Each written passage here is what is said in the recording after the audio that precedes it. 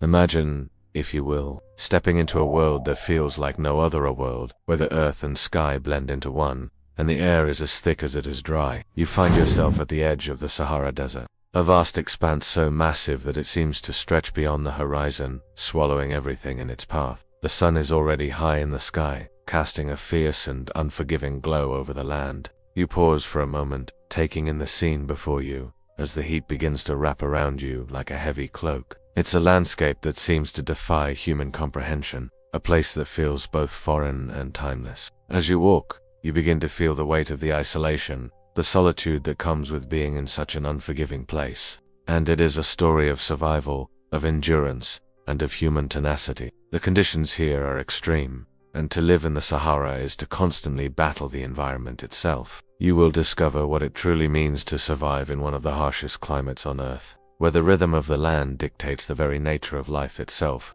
Imagine the struggles that come with enduring such a harsh, relentless land, where every day is a challenge, every moment a test of survival. It is a land that challenges every aspect of what it means to live, to thrive, and to adapt. Here survival is not a given, it is a constant struggle, a battle against the elements, the heat, the lack of water, and the isolation that stretches far beyond what the eye can see. But despite the challenges, the Sahara has been home to those who have adapted, those who have learned to live with the desert's rhythm, understanding its language and its demands. To survive here is to become part of the land itself, to feel its pulse, to learn its lessons, and to endure. There is no escape from the Sahara's dominance, no reprieve from the heat or the silence. You are, in every sense, alone in the vastness of this ancient desert. And the longer you stay, the more it begins to feel as though the desert is not just a place, but a force that is slowly, subtly working against you. The air feels dense,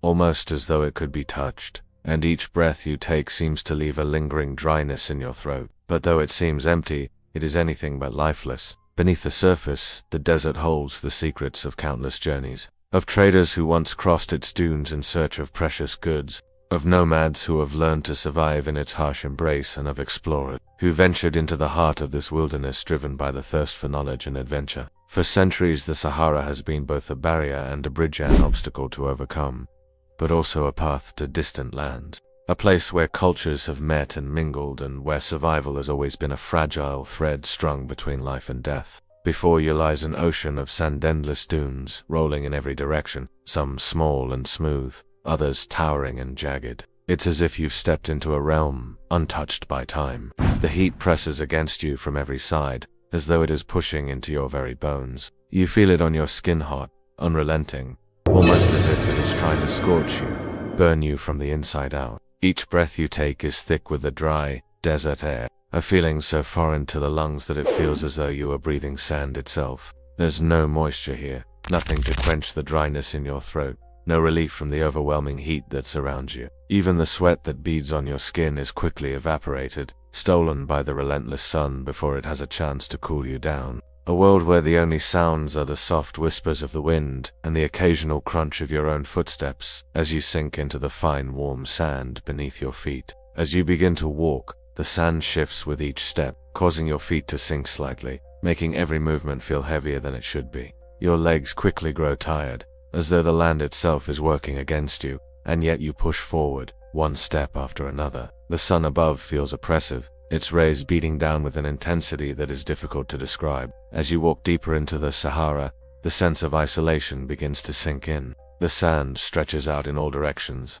its golden surface almost too perfect, like a mirror reflecting an endless expanse of emptiness. The horizon is a shimmering line, indistinguishable from the sky, making it hard to discern where the earth ends and the heavens begin. The world feels both infinite and unreachable, a vast desert that seems to go on forever, with no end in sight. There are no landmarks, no mountains to guide you, no trees or signs of life to mark your passage. The stillness is overwhelming, and as you move further into the desert, the silence becomes deafening. You cannot escape the quiet. It presses in on you, a silence so profound, it almost feels unnatural, as though the very desert is holding its breath. Everywhere you look, there is only the barren stretch of sand, the unbroken horizon, and the hot, shimmering air. This land, so vast and hostile, has existed for millennia, untouched by the hands of civilization. The Sahara's story is written in the footprints of those who have dared to venture into its embrace. Now that we've begun our journey through this vast, desolate place, let's take a deeper look at the daily life within the Sahara, the harsh realities of trying to live within its unforgiving boundaries. In segment 1, we'll immerse ourselves in the daily struggles of those who live in the Sahara, those who walk through its endless dunes, seek shelter from its scorching heat, and fight to find sustenance in a place that offers little to no mercy. As you begin your journey through the Sahara, you quickly learn that survival here is no simple task. The air, arid and dense, presses against you with a weight that's almost tangible. It clings to your skin, coating your face, your arms, your neck, fine grains working their way into the very pores of your skin. Each movement leaves a trail, marking your path across the endless dunes, but the desert takes no notice. The wind stirs the sand, reshaping the dunes, erasing any sign of human passage, and the air feels heavy with the stifling silence. The desert is not a forgiving place, it is a constant, silent adversary, wearing you down slowly but steadily. You begin to feel it creeping in, subtle at first, like a whisper in the back of your mind. But quickly, it grows louder, more demanding. Your tongue sticks to the roof of your mouth, your throat dry, your lips cracked. Every movement feels heavier, and every breath you take leaves you feeling more parched than the last. You begin to feel small in the face of it all, lost within a vastness that seems to stretch beyond time itself. Every step becomes a laborious task, as though the desert is trying to weigh you down, slowly but surely. You can feel the exhaustion creeping into your bones, each movement more difficult than the last. The sun continues its slow, relentless climb, pushing the temperature higher still, and you know that you must find shelter or risk being consumed by the heat. The horizon taunts you with its never-ending line, an unreachable boundary between land and sky. The fine grains of sand whip through the air, stinging your skin, blinding your eyes. The world around you becomes a blur of swirling dust, and you can no longer see the horizon. The wind howls, and the sand fills your mouth, your ears, your eyes. There is no escape. The storm is all-consuming, a chaotic blur of sound and sensation. You crouch low to the ground, covering your face, praying for it to pass. It feels as though the desert has no end, no beginning, no hope for escape. The world around you is again covered in sand, the landscape reshaped, the footprints you left behind erased. The desert is like that, it constantly changes, constantly shifts, leaving no trace of those who have crossed it. The storm has passed, but it is a reminder that in the Sahara survival is never guaranteed. Every day is a new challenge, a new test of endurance, and you must adapt, or be lost to the desert forever. You are here now, part of this timeless place, and it feels as though the desert will swallow you whole, leaving nothing behind but the shifting sand. You know that water is scarce here, a precious commodity that cannot be wasted. You can feel your body's desperation, crying out for the one thing it needs to survive, the cool, life-giving liquid that has become as elusive as a dream. You begin to feel the weight of the land pressing on you, each step forward a small victory against the sand, the heat, the isolation. You are alone, lost in this vast, unforgiving world. Every step you take feels heavier, as though the desert itself is trying to slow you down, pulling at your feet with the softness of the sand. There are only the occasional wells, hidden deep in the earth, that might offer a fleeting respite, and even then, the water is never enough. It must be rationed, each drop counted, cherished like the most valuable treasure. You know that survival here is a constant struggle, and water is the one thing that can tip the balance between life and death. But even when you find it, it never feels like enough. The Sahara stretches far beyond what the eye can comprehend, an expanse of emptiness that seems to swallow up all sense of time and distance. You begin to realize that in the Sahara you are not just battling the elements, you are battling isolation. There is no sound of life, no hum of civilization. The wind blows, but there is no one to hear it. The sand shifts, but it leaves no trace of its movement. The sun beats down, but there is no shade, no refuge from its heat. You are alone here, surrounded by an emptiness that feels almost suffocating. The world feels silent here, save for the soft whisper of the wind moving the sand, and the occasional sound of your own footsteps, muffled by the vastness. There is nothing to mark your passage, no trees, no animals, no landmarks, just sand, sand, and more sand. The heat wraps around you like a heavy blanket, oppressive and unyielding. With each breath, the dry air enters your lungs, thick and hot, the moisture swiftly sucked from your body, leaving your throat dry and raw. You might imagine the heat, but it is impossible to fully grasp its weight until you experience it. The sun bearing down like a relentless spotlight on your every move. The sand beneath your feet shifts and slides, fine and powdery, creeping into every crack, every fold of your clothing. The desert's immense scale quickly becomes apparent. As you walk, you notice the horizon broken, infinite where the land meets the sky in a shimmering blur. The sun climbs higher, and with it, the heat intensifies. It isn't just warm, it's overwhelming. The air around you becomes thick with heat, every breath an effort, as if the very air you're trying to breathe is trying to choke you.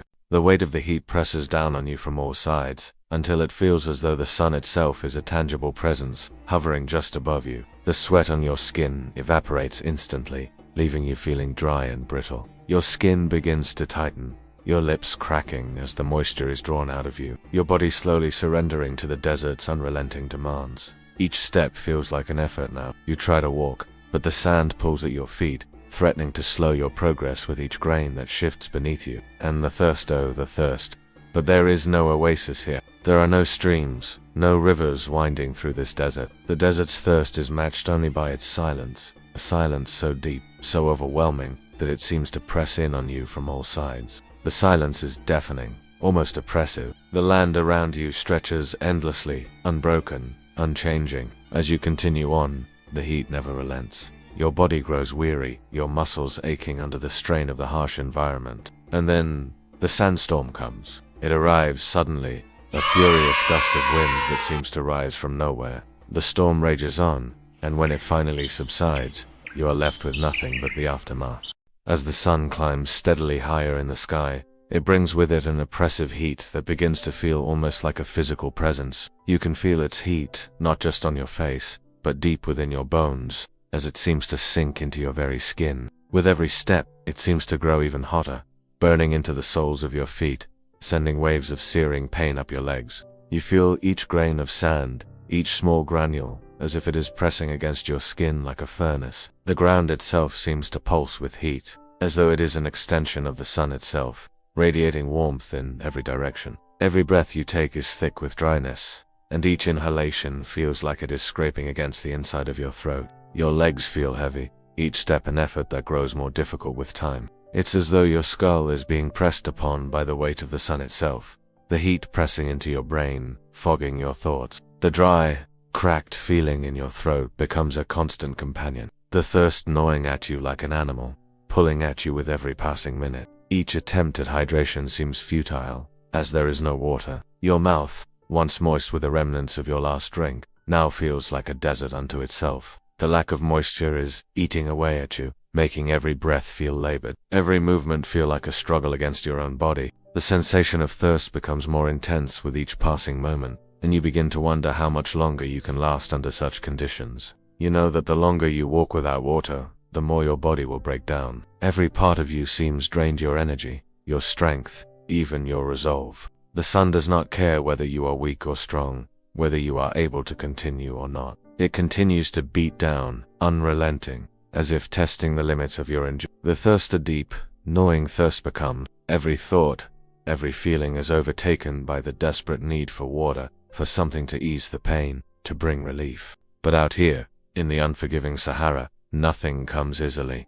No oasis appears to quench your thirst. The heat, the dryness, the endless desert, they are the only truths here, and they show no mercy. You can feel your body beginning to shut down in the heat, the physical toll of the desert finally catching up with you. Every step is an effort, each movement less sure than the last. The pain in your feet from the hot sand, the tightness in your skin, the dryness in your throat, all of it combines to make you feel as though your body is failing you. The sensation of weakness spreads throughout you, and you begin to feel it in every muscle, every joint. Even your bones seem to ache with the need for relief. Every time you try to think, your mind feels clouded, distant, as though you are no longer fully in control of your own body. Your senses dull. The world around you seems to lose its clarity. The edges of your vision blur with the fatigue of dehydration, and the incessant, dry ache in your throat becomes the only thing that matters.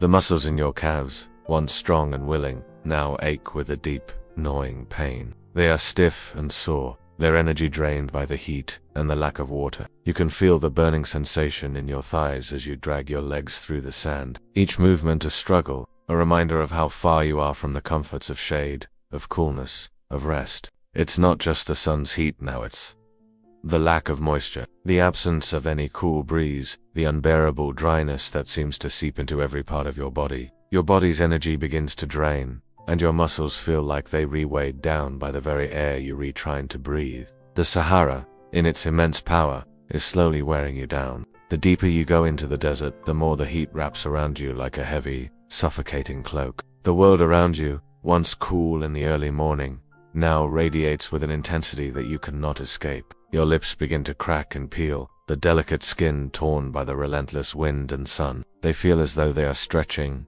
the dryness almost unbearable. The skin on your face tightens, and every time you blink, the fine grains of sand that have settled on your skin feel like an assault. The moisture in your body seems to be vanishing before your eyes, leaving you parched, raw, and desperate for relief. The air, thick and dry, wraps around you, carrying the weight of the desert's relentless sun. The parched feeling inside your mouth lingers, impossible to ignore. No amount of swallowing can bring comfort. No deep breath can relieve the dry, burning sensation that fills your lungs. Each exhale feels like you're expelling the last traces of moisture your body can hold. Your skin, once smooth and soft, now feels tight and pulled, as though it is no longer capable of holding on to the moisture it once had. You begin to feel yourself shrinking under the weight of the desert's thirst, your body betraying you with every passing hour. The sand beneath your feet, once soft and inviting, now feels as though it is alive with heat. The sweat on your skin evaporates almost immediately, leaving behind only a dryness that clings to you. Your throat,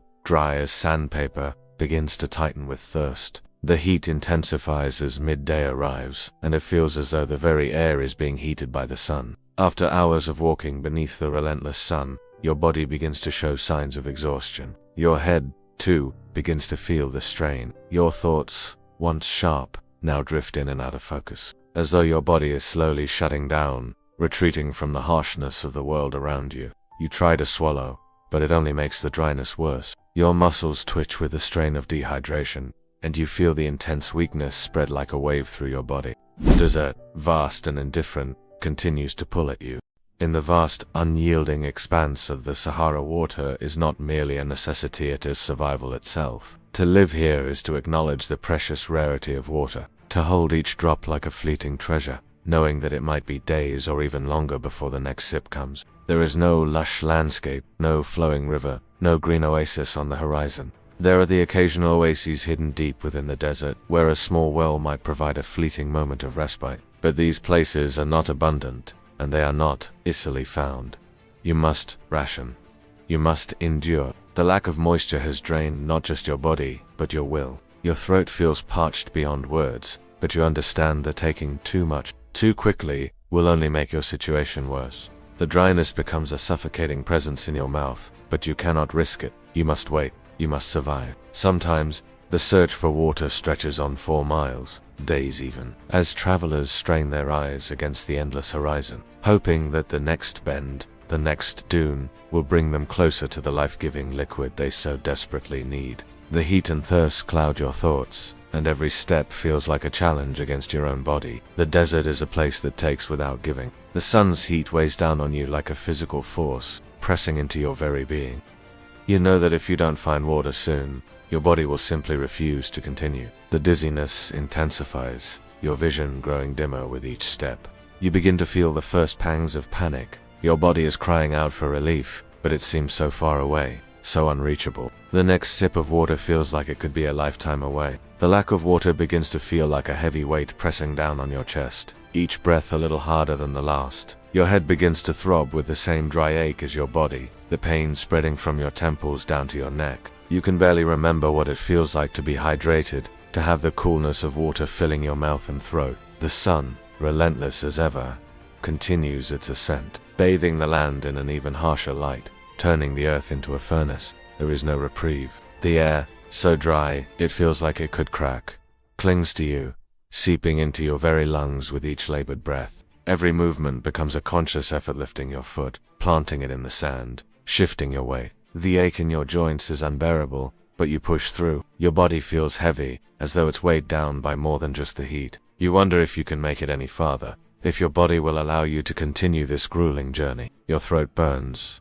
Your body feels like it's giving in.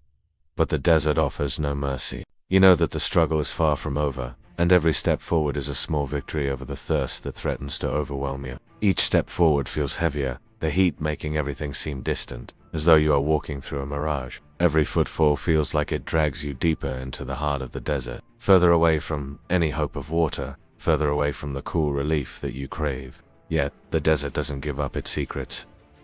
It is not just a lack of water, it is a world where survival depends entirely on the ability to endure, to ration, to make what little you have stretch as far as possible. Every day without water is a day closer to collapse, a day closer to exhaustion. And yet, there is no choice but to continue. The desert does not stop for you. The sand continues to shift, the sun continues to scorch, and your body continues to demand relief, even as the desert withholds it. The dunes shift with every passing wind, erasing any signs of passage, and turning a journey that should be measured by distance into a maddening game of chance. Your muscles are no longer just sore, they are stiff, uncooperative. Each step, a battle between will and the reality of your body's limits. The dryness in your throat feels like a burning presence, and you swallow repeatedly, as though trying to bring some moisture to your parched mouth. But each attempt is futile. There is no relief. The dry, cracked feeling in your throat persists, as if the very air itself is a reminder that this land will not be kind. Instead, there is only an infinite stretch of sand, shifting and changing, a massive, unforgiving ocean that demands every ounce of your strength and every drop of your water. The farther you go, the harder it becomes to imagine where water might be found. The air grows hotter, thicker, and drier with every step, and the thirst begins to seep into your very bones, gnawing at you, relentless in its presence. Every step across the desert, every breath of dry, arid air, only intensifies the thirst that lingers in the back of your throat. The Sahara, for all its beauty and grandeur, is a place of extremes, its beauty hidden behind the severe challenge of finding life. Most essential element, you ration it carefully, knowing that every drop is a precious resource that could make the difference between life and death. But the thirst grows unbearable. Your body feels it more acutely now, the dryness in your mouth, the tightening of your skin, the dizziness that creeps in when you stand too quickly. Your thoughts become clouded, distracted by the unbearable ache in your throat. The heat presses in on you, tightening with every passing hour, and you can feel the weight of your dehydration taking its toll. The muscles in your legs grow stiff, your joints ache, and you find yourself moving slower, more laboriously than before. The desire for water consumes you, pulls at you with a desperation you've never felt before. The heat of the Sahara is relentless, and at isn't just the scorching sun that drains you, it, the sheer emptiness of the land that amplifies your thirst. Water sources in the Sahara are few and far between, if they exist at all. As you continue your trek, the water in your supply begins to dwindle. But there's a paradox at play. Even as your body cries out for water, you know you cannot drink it all at once. The desert does not offer mercy. It does not acknowledge your need. In these moments, the enormity of the Sahara's thirst becomes clear. Hours stretch on under the oppressive sun, and slowly, you begin to feel the weight of the desert's toll. You can feel your body beginning to shut down. The world around you starts to blur, the edges of your vision fading as your mind begins to grow foggy. The air itself seems to drain you, each shallow breath stealing your strength. You feel weak. You press on, despite the exhaustion, despite the dizziness. The Sahara is a desert unlike any other, vast and merciless. As you move deeper into its heart, it's not just the physical challenge of the journey that begins to weigh on you, but the deepening sense of disorientation, the feeling of being lost in a world that seems to have no boundaries. The dunes rise and fall, and the land appears infinite, as though it extends beyond the limits of the human eye. At first, it might seem like a gentle, tranquil landscape, with the wind quietly shifting the sand. With each turn, each movement, the landscape offers no clues, no points of reference.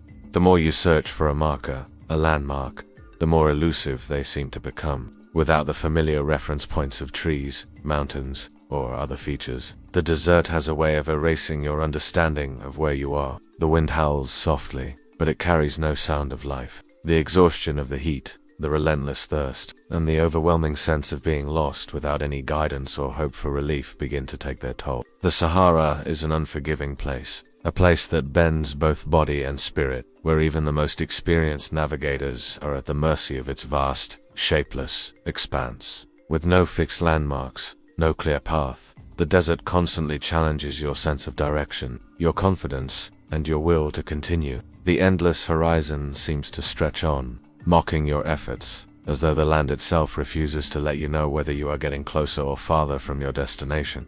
Your movements slow, your thoughts become sluggish, clouded by dehydration and fatigue. The relentless sun beats down without mercy, and the heat distorts your sense of reality. The shifting sands, the endless dunes, have become your prison, and you begin to wonder if you'll ever find your way out, or if the desert will claim you as one more lost soul. No birds fly overhead, no rustling of leaves, no sign of animals. The air is thick with the stillness, and the quiet presses in on you. Even your own footsteps, which would usually reassure you of your forward movement, feel muffled, swallowed by the sands. The Sahara does not care if you're lost. It does not acknowledge your presence, and in its vastness, it feels as though the desert is swallowing you whole. Every step forward, once so hopeful, now feels like a step deeper into oblivion. You feel the creeping anxiety of being utterly lost in a place that offers no mercy, no escape, no respite from its indifference. The wind, which had once been a gentle companion, now shifts unpredictably, scattering sand in all directions, erasing the traces of your journey as quickly as they're made. The path ahead appears just as unchanging as the one you've left behind. The dunes, with their shifting forms, feel like they are conspiring against you, blocking any sense of progress. Each step forward takes you deeper into the wilderness, but the landscape remains unchanged, vast, and infinite. The lack of perspective becomes unnerving. Your mind begins to play tricks on you. The horizon is no longer a fixed point, and the endless, monotonous nature of the desert leaves you questioning your own sense of time and direction. The hours pass, and you can no longer tell if you've walked in a straight line, or if the dunes you've seen before are now part of a loop, a trick of the desert. The heat and fatigue make it difficult to concentrate. Your thoughts become muddled as you question if you are heading in the right direction, or if you are simply wandering aimlessly, lost to the endless sea of sand. But as the hours drag on and the heat presses down, it begins to feel like a labyrinth, an ever-changing maze with no clear exits. The endless dunes, like waves frozen in time, rise and fall in smooth, graceful curves, each one identical to the last. They stretch as far as the eye can see, an ocean of sand with no end, no turning point, and no safe harbor. The landscape appears unchanged, timeless, as though it has existed in this state for centuries, untouched by human presence. Each step you take feels like you're walking into a vast, empty sea, your feet sinking slightly into the soft sand with every move. The land beneath you is constantly shifting, the dunes changing their shape with every gust of wind. The Sahara doesn't just challenge you physically, it challenges your very sense of direction. The more you walk, the more the world around you seems to close in, and yet, it seems to stretch farther than ever before. Every dune looks like the one before it, and the one before that. There are no landmarks to guide you, no mountain peaks or rivers to orient your path. The sand beneath your feet continues to shift, making it feel as though the ground itself is moving, changing, erasing all evidence of your journey. Even the sun, which seemed like a reliable guide when you first started, now feels untrue. The desert, with its barren beauty, seems to mock you. For miles, there are no signposts, no distinctive features to mark your path. The horizon is a blurred line where the earth meets the sky, indistinguishable from one moment to the next. The sun, your only guide, offers no relief, offering nothing more than a constant, blistering heat that seems to erase your sense of time. As you walk, you begin to realize that the Sahara is not simply a harsh environment. It is a disorienting, overwhelming place where everything looks the same. The overwhelming vastness of the desert starts to eat away at you. As you continue, the feeling of being lost starts to take hold. There is no beginning and no end in the Sahara. As the sun reaches its zenith, you begin to realize that the lack of landmarks has not only disoriented you physically but also mentally. The silence of the desert deepens the feeling of isolation. As the hours stretch on, your mind begins to fray. Even the mind of a seasoned traveler is tested here. The Sahara Desert is vast, mysterious, and unforgiving. Its beauty and power can deceive even the most seasoned traveler. But there is one force in the desert that no one, no matter how prepared or experienced, can ever predict with certainty. The sandstorm, it is as though the desert, in all its harsh majesty, has a temper. The sand is carried at blistering speeds, whirling in all directions, swirling into the air in a cloud of dust so thick you can no longer see your hand in front of your face. The world around you disappears, blurring into a wall of sand and chaos. The howling of the air becomes a low, constant roar that fills your ears and presses in on your mind, and the sharp particles in the air seem to clog your throat, making it difficult to breathe. It's as though you are inhaling the very essence of the desert, the dryness of the land itself, choking you with its intensity. You gasp for air, but each breath leaves you with a dry, scraping feeling, as if your throat is being sandpapered with every inhale. You crouch, your body tense and tight, every muscle aching as you wait for the chaos to end. The sand fills every corner of your mind, and the only sound is the roar of the wind and the stinging of the grains against your skin. It's not the clean, fresh air you longed for, but it's a reprieve. The storm has passed, but its scars remain on your body, on the land, and in your mind. It feels like an eternity. But eventually, the wind begins to lessen, the roar gradually fading away. The storm that once felt like it would never stop starts to subside, leaving only a faint breeze in its wake. It's a sound that drowns everything else.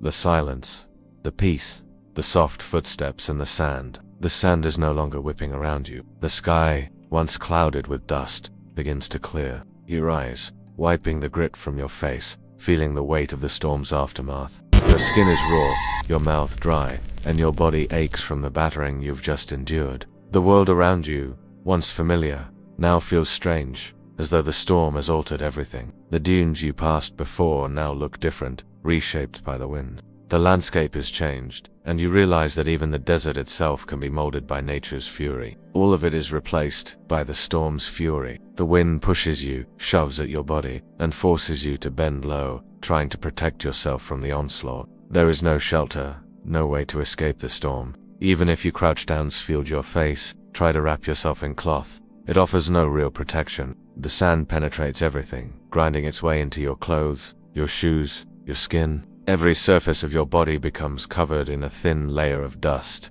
and soon, it feels like the sand has become a part of you. It is in your lungs, filling every breath you take with the dry, biting grains. The sand, fine and sharp like tiny blades, grinds against your skin, a constant, painful assault. It's as though the desert is swallowing you whole, leaving nothing but the howling wind and the oppressive weight of the storm around you. Every part of your body aches with the strain of trying to protect yourself, to endure the fury of the wind and sand. You feel small, insignificant, in the face of the sheer power of nature. The storm is a reminder of how fragile human existence is, how quickly the desert can turn from a quiet, unyielding wasteland to a raging beast that devours everything in its path. And when it strikes, it is like a creature awakening from a deep slumber, violent and unpredictable. You cannot move through this storm. You cannot fight the desert's fury. All you can do is crouch low, protect your face, and wait for the storm to pass. You wonder how long it will last. Hours, days. Time seems to lose all meaning when you are trapped in such a violent, disorienting storm. The only thing that matters now is survival. You must endure. You must hold on until the wind dies down, until the world around you becomes clear again. The air, still and dry, shifts as though disturbed by an unseen force. The ground beneath your feet seems to ripple, the sand stirring as a breeze picks up. At first, it's a gentle movement, a whisper in the stillness. But then, the wind begins to pick up, howling across the endless dunes, gaining speed and ferocity.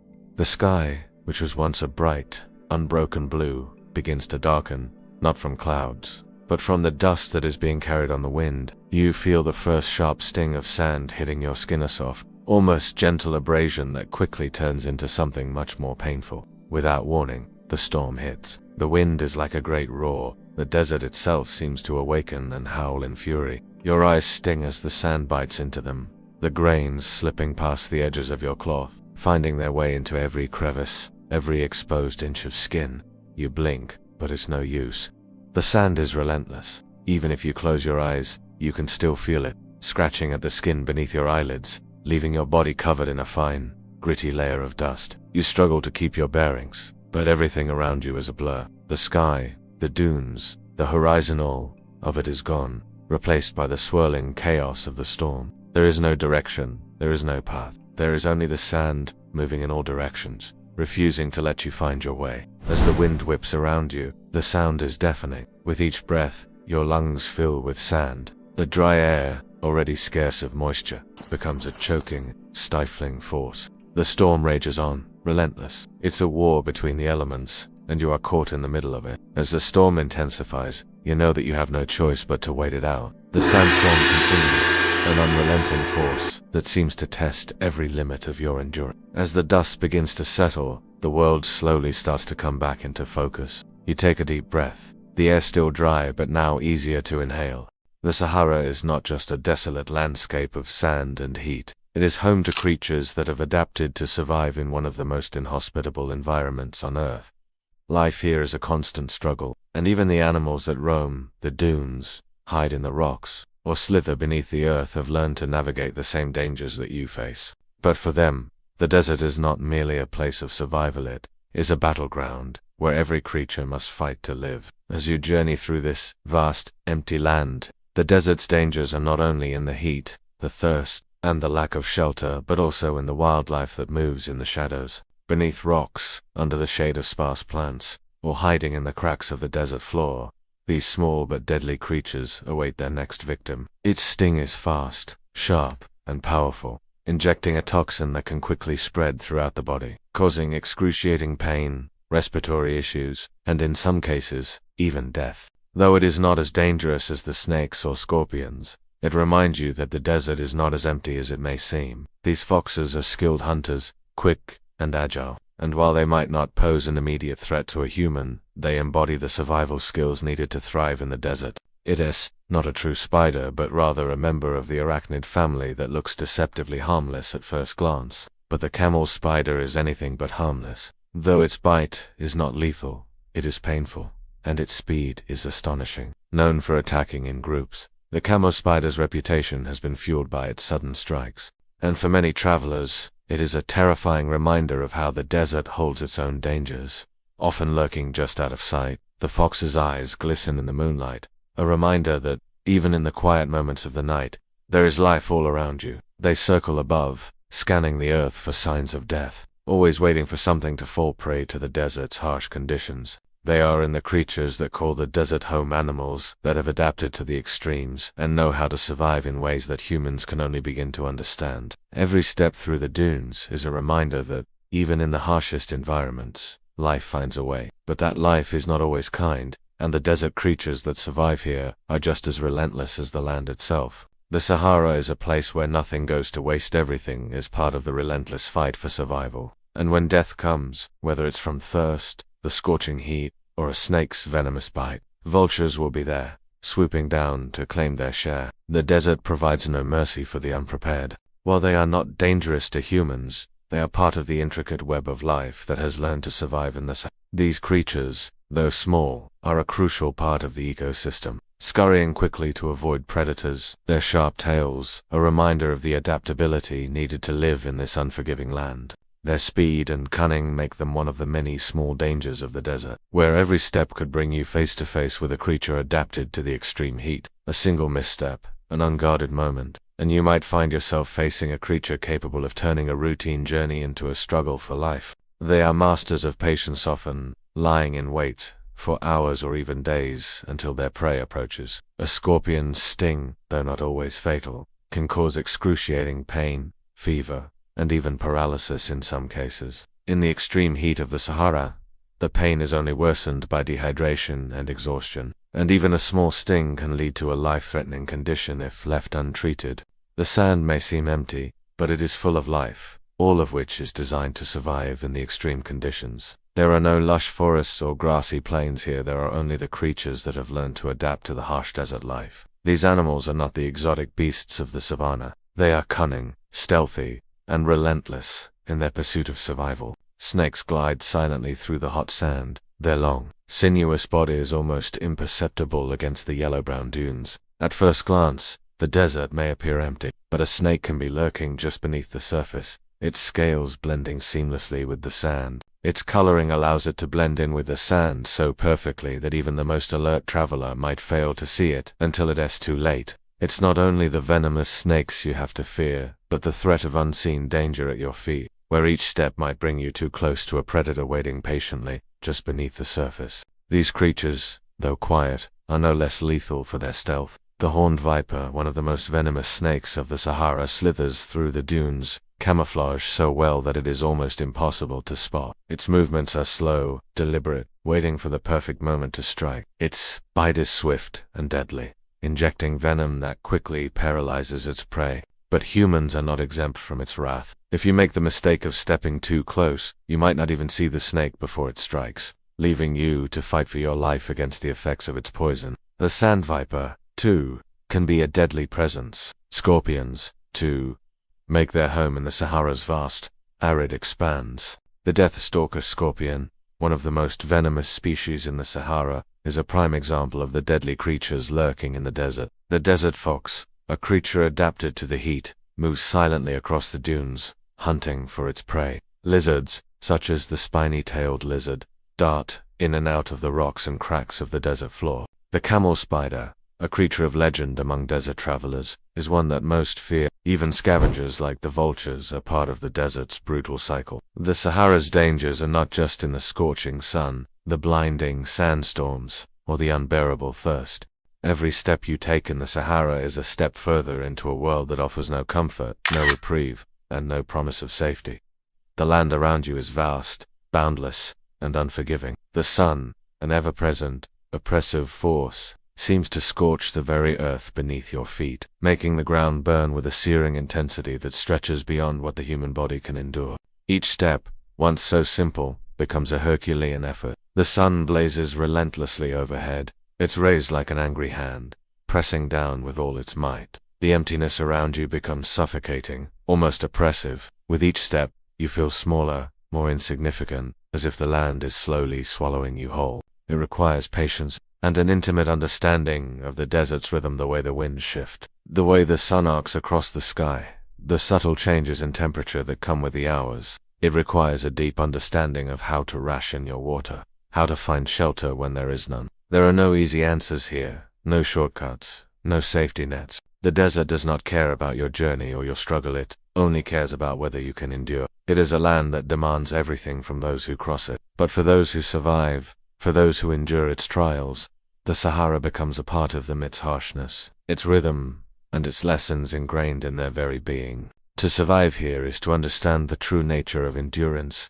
patience, and strength, and how to keep moving when every part of your body screams to stop. Ibn Battuta, the legendary explorer, journeyed through the Sahara, navigating its dangers, enduring its hardships, and chronicling his adventures for posterity. His resilience, curiosity, and determination provide a remarkable insight into what it means to survive and thrive in such an unforgiving environment. Let's follow in his footsteps as we explore his remarkable journey through the Sahara and beyond. There is no luxury here, no comfort. There is only the barest form of existence, a struggle to endure against the most extreme conditions on Earth. There are no landmarks to guide you, no signs to tell you whether you are making progress or moving further away from where you need to be. The horizon seems to stretch on forever, and the unchanging landscape offers no clues as to whether you are closer to an oasis, a well, or an exit. Every time you look around, you are met with the same monotonous sea of sand, a cruel reminder of how little you matter in the vastness of the desert.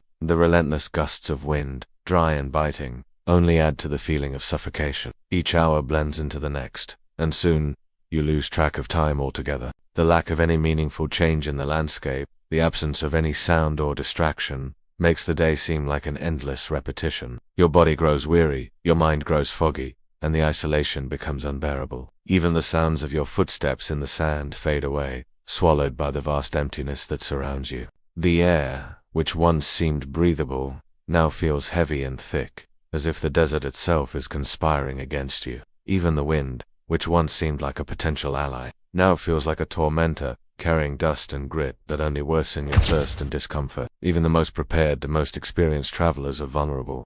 The sandstorms, the venomous creatures, the overwhelming thirst, the disorienting vastness of the land, all of these forces combine to make the Sahara a place where survival is never assured. It is a place where every moment is a test of resilience, where every decision could mean the difference between life and death. There is no room for error in the Sahara. Each step forward is a conscious choice, a battle against the harsh environment and your own exhaustion. Each gust of wind shifts the sand, rearranging the landscape around you, erasing the path you've walked, making it feel as though you are trapped in an endless, repeating loop. You feel as though the desert is slowly wearing you down, testing every ounce of strength, willpower, and resolve that you have left. The heat becomes suffocating, pressing against your chest with a heaviness that makes breathing difficult. Every inhalation feels like a struggle. Each breath you draw, thick with dry, arid air, seems to steal more of your energy. Your mouth feels like it's been filled with sand, dry and rough against your tongue. Your throat aches with a sharp, burning sensation that only worsens with every passing minute. You have no choice but to keep moving, knowing that every drop of water in your supply is precious, and that every sip you take could make the difference between survival and collapse. You ration it, knowing that to waste even a single drop could spell disaster. The heat, the dryness, and the gnawing hunger in your body make it feel like your very existence is being chipped away, bit by bit. The sweat that once glistened on your skin evaporates almost immediately, leaving behind only the parched, cracked remnants of your body. The sand beneath your feet is relentless, shifting with every step, making each movement feel like it takes you deeper into an unending maze. There is no escape, no place to rest. The desert, in all its vastness, stretches before you like an immense, impenetrable wall, and every step you take only leads you further into its heart. The thirst and insidious, or consuming force gnaws at you, relentless and unyielding. And yet, despite this, there is no relief. There is no shade, no respite from the desert's heat. The vastness of the Sahara is not just physical, it is psychological. Time here becomes distorted. The sun's relentless progression from dawn to dusk offers no sense of relief. Survival in the Sahara requires more than just physical strength. And yet, despite the immense challenges, the desert offers no guarantees. This is the essence of life in the Sahara. It is a brutal, unyielding place that offers no mercy, no kindness, and no respite. Having witnessed the unrelenting nature of life in the Sahara, we now turn to one of the most iconic figures to ever cross its sands. Ibn Battuta, born in 1304 in Tangier, Morocco, emerged from a family deeply embedded in the scholarly and religious life of their community.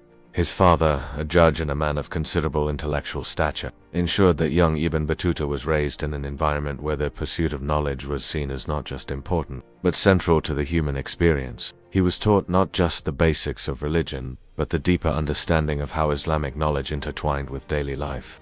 From early on, he was drawn to the idea of exploring the world beyond Morocco's borders. The teachings of his father were aligned with piety, but his deep intellectual curiosity and the pressure to seek a greater understanding of the world around him began to grow. The more he read about distant lands, the more he yearned to see them for himself. This deep-rooted curiosity, combined with his sense of religious duty, created the perfect storm for an adventure that would define his life. As the son of a respected scholar, he was also expected to live up to the academic and moral standards set by his family. The pilgrimage was an occasion that brought together Muslims from North Africa, the Middle East, Central Asia, and even India, all converging in Mecca to perform the sacred rites. Ibn Battuta was not just following in the footsteps of countless others before him. He was about to engage with a vast network of fellow pilgrims who would offer him unique insights into the regions they came from. He observed, he engaged, and most importantly, he listened. The excitement he must have felt at the prospect of traveling beyond his home was undoubtedly immense. His anticipation was likely a mixture of awe, anxiety, and a profound sense of spiritual duty. His journey would take months, perhaps years. The desert stretches between Morocco and Mecca are immense, and each step across the landscape was fraught with dangerous sandstorms, scorching heat, and banditry. Yet, it was precisely this immense challenge, coupled with the promise of spiritual and intellectual fulfillment, that made Ibn Battuta's adventure so compelling. For a young man in the early 14th century, the Hajj was not only a religious act for an ambitious young man. This was a world beyond his wildest dreams, a chance to encounter not just scholars and priests, but also merchants, poets, and scientists from every corner of the Islamic world. Every city he passed through was a university in itself, each with its own traditions, ideas, and practices. But a great adventure, the kind of journey that people of his generation could only dream of. This was an opportunity to witness the heart of the Muslim world, to engage with its people. and to immerse himself in the vibrant cultures and cities that had shaped his education. Yet, this journey was about more than just exploration. It was about connecting to something larger than himself, a global faith that offered him the opportunity to witness the shared bond of spirituality among Muslims from vastly different lands. The Hajj gave him access to a world of experiences, ideas, and cultures he could not have imagined before. But most importantly, it ignited within him the desire for further discovery, setting the stage for a series of journeys that would take him from the edges of the known world to its very heart. It was the first step in Ibn Battuta's lifelong journey of discovery, a chance to understand the unity of the Islamic world and its many diverse cultures, languages, and traditions. He would return from his pilgrimage a changed man, one who saw the world not just as a scholar, but as a traveler, a connector of peoples, and a chronicler of his time. This period of his life provided him with a deep sense of connection to the global community of Muslims. It was here,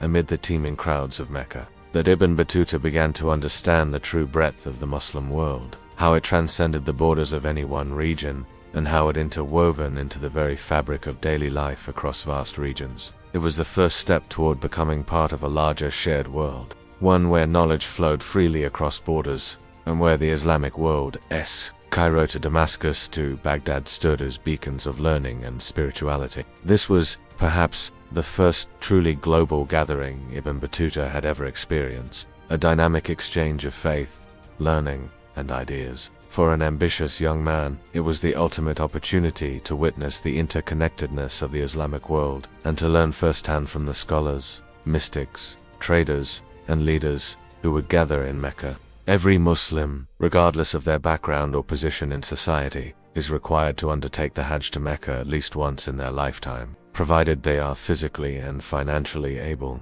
This pilgrimage to the holy city of Mecca is one of the 5 pillars of Islam, an essential act of faith that unites Muslims around the world in a shared experience of devotion and submission to God. But young Ibn Battuta harbored a far broader ambition. He yearned to explore beyond the limits of religious study, beyond his homeland of Morocco, and learn firsthand about the lives of people from far-off cities. The vast Muslim world stretched from Moorish Spain to India, and it was in this world that Ibn Battuta could see his intellectual pursuits play out on a grand stage. He began to believe that his education was not truly complete until he had witnessed the diversity of cultures, practices, and people that lay beyond his immediate world. His young mind was alive with curiosity, and while the teachings of his family instilled within him a profound respect for learning at the age of 21, Ibn Battuta set out from his home in Tangier with the goal of completing the pilgrimage. But what began as a spiritual mission soon evolved into something far greater. His journey to Mecca was not just an individual act of devotion, but the beginning of a legendary exploration that would span 29 years and cover nearly 75,000 miles across the known world. It was his innate thirst for exploration that would set him on a path to becoming one of history's most renowned travelers. The lessons he received were foundational, laying the groundwork for a worldview that saw knowledge as not only a means of spiritual development, but also as a pathway to understanding the world itself. His upbringing ensured that, from a young age, Ibn Battuta was introduced to a world of ideas and learning far beyond the confines of his hometown. In his early years, Ibn Battuta was not simply surrounded by books, but by the kind of living knowledge that permeated his home and the broader cultural context of medieval Islamic Africa. His family was part of the intellectual elite, a community devoted to Islamic law, theology, and philosophy, and their influence shaped the young Ibn Battuta profoundly. However, despite the intellectual wealth of his family, Ibn Battuta's curiosity about the world grew beyond what could be gleaned from books and discussions. Ibn Battuta's family life was steeped in the principles of Islamic jurisprudence, which emphasized the importance of faith and duty. From his early years, Ibn Battuta learned that the road to true wisdom was paved not only through academic study but through personal experience. For Ibn Battuta, the desire to travel was not simply a pursuit of personal interest. For Ibn Battuta, the Hajj was not just a religious obligation. It was a pivotal moment in his life, a door that would open into a larger, more expansive world. The Hajj was, at the time, one of the largest annual gatherings of Muslims, and, for Ibn Battuta, it offered not only a deeply spiritual opportunity, but also a gateway into a world teeming with ideas, cultures, and traditions. But beyond the sacred rituals, the Hajj was also a cultural and intellectual crossroads. Ibn Battuta, ever the curious traveler, did not simply walk through the rituals of the pilgrimage. The Hajj was also a time of transformation. For Ibn Battuta, it marked the beginning of a personal journey of self-discovery. As Ibn Battuta embarked on the long journey from Tangier to Mecca, the excitement of the journey was palpable. But beyond the religious and intellectual excitement, the reality of the journey would have been daunting. The journey through Cairo, Damascus, and Baghdad would expose Ibn Battuta to some of the most extraordinary cities of the time, each brimming with intellectual, cultural, and religious activity. The Hajj, then, was not just a religious pilgrimage.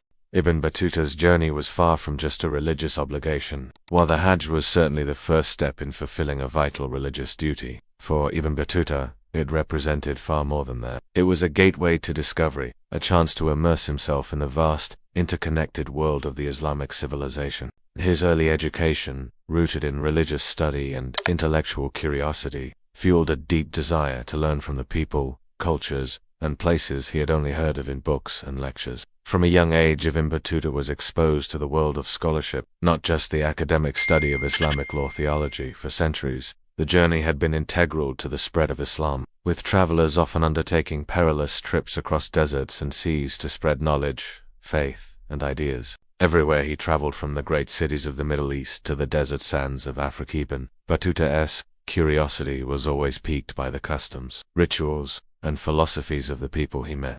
He was fascinated not only by religious practices but by local traditions, governance, and economic systems.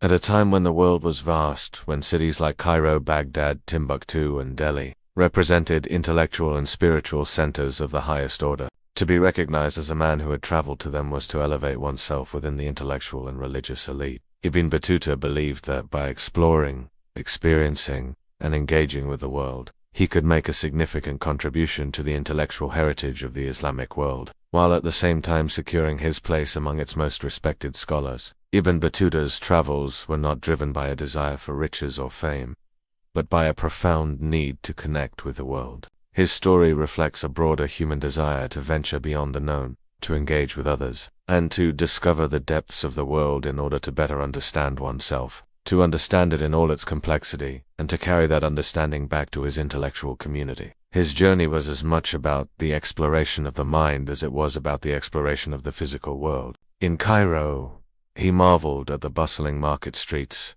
the grandeur of the Al-Azhar University, and the intellectual life of the city's scholars. By visiting these distant cities and lands, Ibn Battuta saw himself not only as a scholar but as a connector of worlds. His experiences would help bridge the cultural, intellectual, and spiritual divides between the people of the Islamic Empire, opening up channels for further communication, exchange, and understanding. The idea of leaving Morocco was not just a personal journey for Ibn Battuta, it was his chance to shape history by becoming part of a global network of scholars and travelers. In Damascus, he admired the way people blended tradition and innovation in a city that had long been a center of knowledge. Unlike many of his contemporaries who stayed within the confines of their own city, teaching and learning within the walls of their academic institutions, Ibn Battuta sought to become part of a living tradition of exploration that transcended the theoretical. His travels would provide him not only with new knowledge but with personal prestige and recognition. He envisioned a future where his name would be spoken of with admiration by other great minds, where his travels and knowledge would become a legacy that would endure for generations.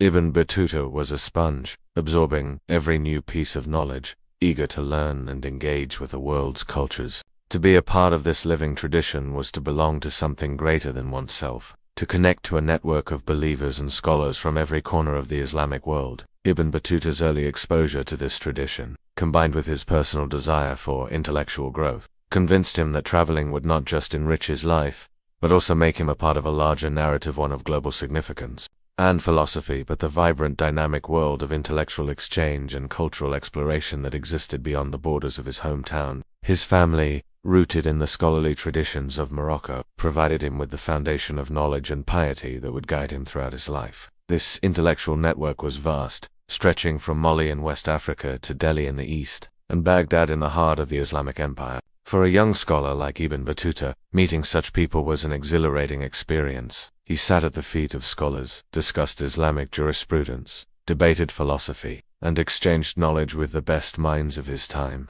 As he journeyed from one intellectual center to the next, he found that his status as a well-traveled scholar only grew. For in the medieval world, there was no higher honor than having seen the world, experienced its many cultures, and become a witness to the knowledge passed down through generations. For Ibn Battuta, this was not just about self-discovery, but about legacy. He hoped that his travels would make him not only a respected scholar, but also a revered figure among the great minds of the Islamic Golden Age.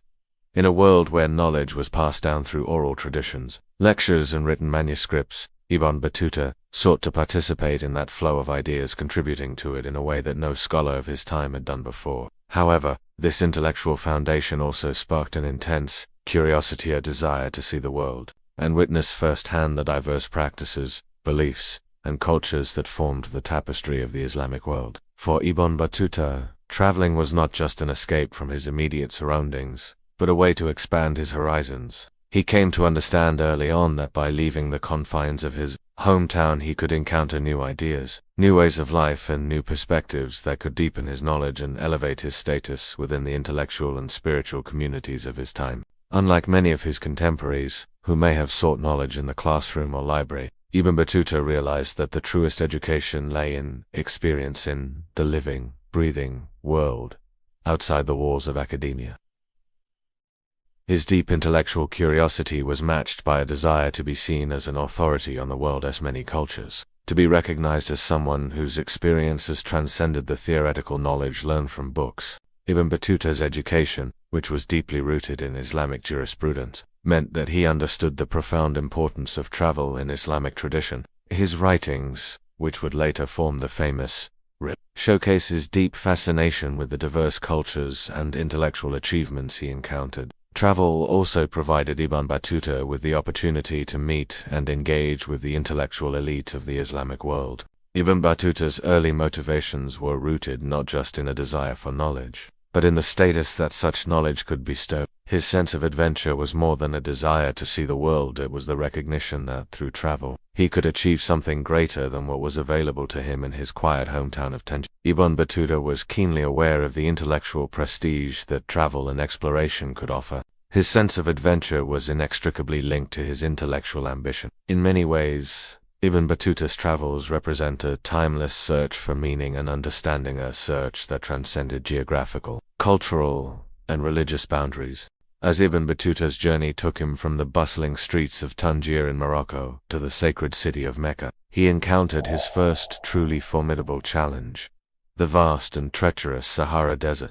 This desert was no mere geographical obstacle, it was a vast, merciless stretch of earth that stood as one of the greatest natural barriers in the world, and merchants who traveled together for safety and mutual support across this unforgiving terrain. Caravans, like the one Ibn Battuta joined, were essential to survival in the Sahara. The Sahara was not just vast, it was ferocious, incredibly hostile to those who attempted to cross its desert expanse. The temperature swings were extreme. The Sahara Desert spans over 9 million square kilometers, covering much of North Africa, and its landscape is a harsh and unforgiving expanse. Camels, the animals that served as both the transportation and cargo carriers for the caravan, moved slowly but steadily. The caravan moved across these dunes, each one looking like the last, the horizon stretching far out in front of them, offering no clues as to where they had been or where they were going. It was easy to feel lost. A wrong turn, or a sandstorm that wiped away any tracks,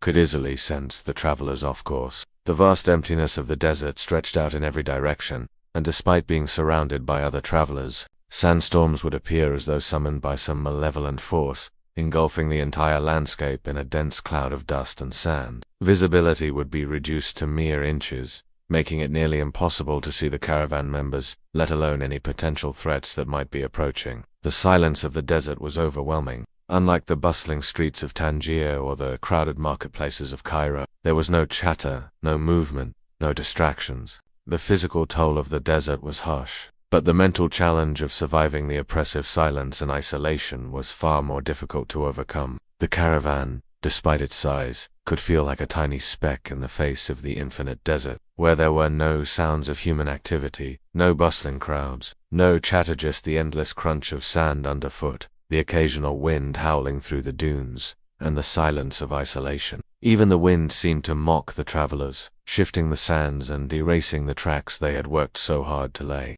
For Ibn this experience would have been a personal challenge that tested his patience and endurance, revealing the depths of his character and determination. There were no towns, no markets, no points of reference, nothing to remind him of the familiar world he had left behind. The harsh environment of the Sahara was not just an external force, it worked its way into the mind, eroding a sense of hope. Each mile walked felt like another lost moment in a vast, empty expanse. Ibn Battuta had traveled in caravans before, but the vastness of the Sahara stripped him of any comfort or normalcy.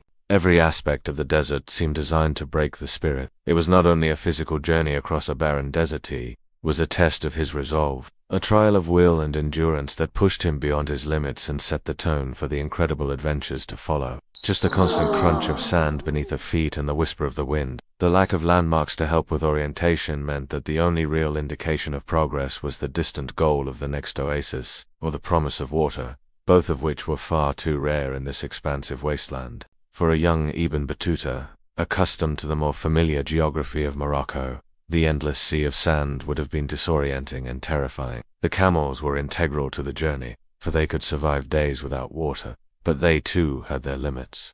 The air became thick, each breath heavy with dust. It was as though the very atmosphere was trying to choke the travelers, depriving them of air. During these storms, the caravan would have been forced to seek shelter covering faces, crouching low, waiting for the fury of the storm to pass. But the sense of helplessness was profound. In such a storm, there was no way to find your way. The sand would obliterate any markers or tracks left behind by the caravan, leaving the travelers adrift in an endless sea of sand. They would stop frequently, allowing the travelers time to rest, but rest was always fleeting. The lack of significant landmarks only compounded the feeling of isolation. One of the hardest aspects of desert navigation was the sheer monotony of the terrain. Every dune, every turn, every step felt the same. There was no sense of relief, no promise of progress. The endless sea of sand could feel like it was closing in, narrowing their world into a tight, suffocating space. The desert horizon remained the same, unyielding and indifferent to the traveler's plight. There was always the constant tension of moving forward, of ensuring the caravan kept moving, while the desert seemed to swallow them whole, its vast emptiness an ever-present reminder of their vulnerability. The very idea of crossing it required not only physical stamina but psychological strength. It was the ultimate test for any traveler, but especially so for one like Ibn Battuta, who had never before faced such overwhelming isolation. During the day, the blistering sun seared the sand, making the very air thick with heat, while at night, the temperature dropped sharply, chilling the bones. Even the most seasoned desert travelers faced the physical toll of these fluctuations. And with the caravan stretched out over miles of sand dunes, a single misstep, a wrong turn, or a delay in finding water could lead to disaster.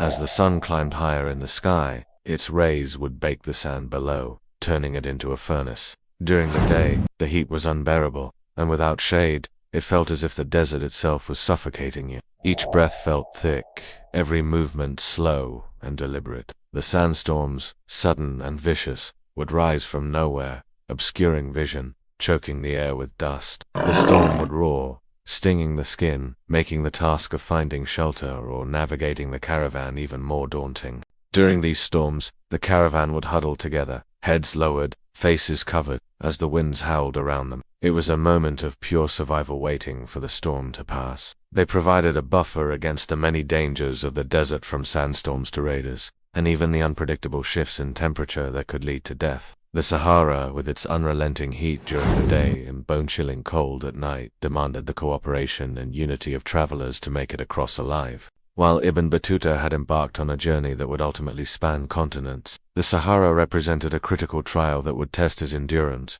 both physically and mentally. These groups, often consisting of dozens of camels, hundreds of people, and laden with precious cargo spices, gold, textiles, and even slaves, would trek across this massive desert. This was not a casual stroll through nature. It was an epic odyssey. The immense size of the caravan was necessary for its protection, for the dangers of the desert were numerous. A single individual traveling alone would be far too vulnerable to survive. The caravan's size, combined with the expertise of the guides, offered the only real chance for safe passage. Unlike the isolated, solitary pilgrim traveling alone, Ibn Battuta joined a caravana group of traders, pilgrims. The caravan Ibn Battuta joined was not a small one. Yet, even with all this support, the journey was incredibly dangerous. For Ibn Battuta, crossing the Sahara was no small matter. The caravan was not a fast-moving entity. Its purpose was not speed but survival. The Sahara's challenges were manifold. The sand dunes would stretch endlessly in every direction, causing a constant sense of disorientation. But heat, the brutal,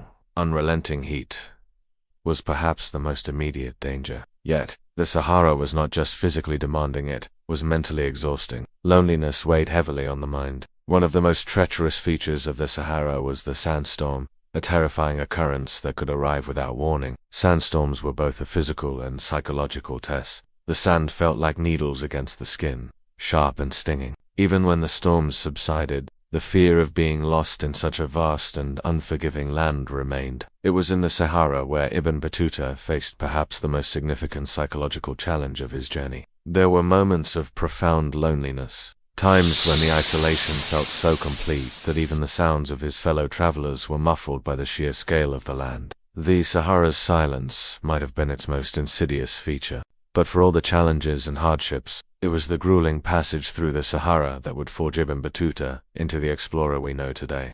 As Ibn Battuta embarked on his monumental journey, crossing the Sahara Desert was not just the first real obstacle, but a defining challenge of his entire adventure. The Sahara, vast and unforgiving, stretched before him, a land of brutal extremes and desolate beauty. It spans an unimaginable distance, over 9 million square kilometers, where the land seems to swallow up all sense of scale. When you step into the desert, you're confronted with a vacuum of life, a place where the earth and sky blow into an endless horizon of sand. The sun burns relentlessly during the day, and the cold can bite deep into your bones when night falls. There would be no luxuries like fresh vegetables or hearty meals in the desert. Each bite felt like a small relief, yet not enough to stave off the gnawing hunger that intensified in the harsh desert conditions. Headaches, dizziness, and fatigue set in, and the long hours of relentless walking through the dunes became a test of willpower. There were no trees to offer shade, no rivers to provide a cooling breeze.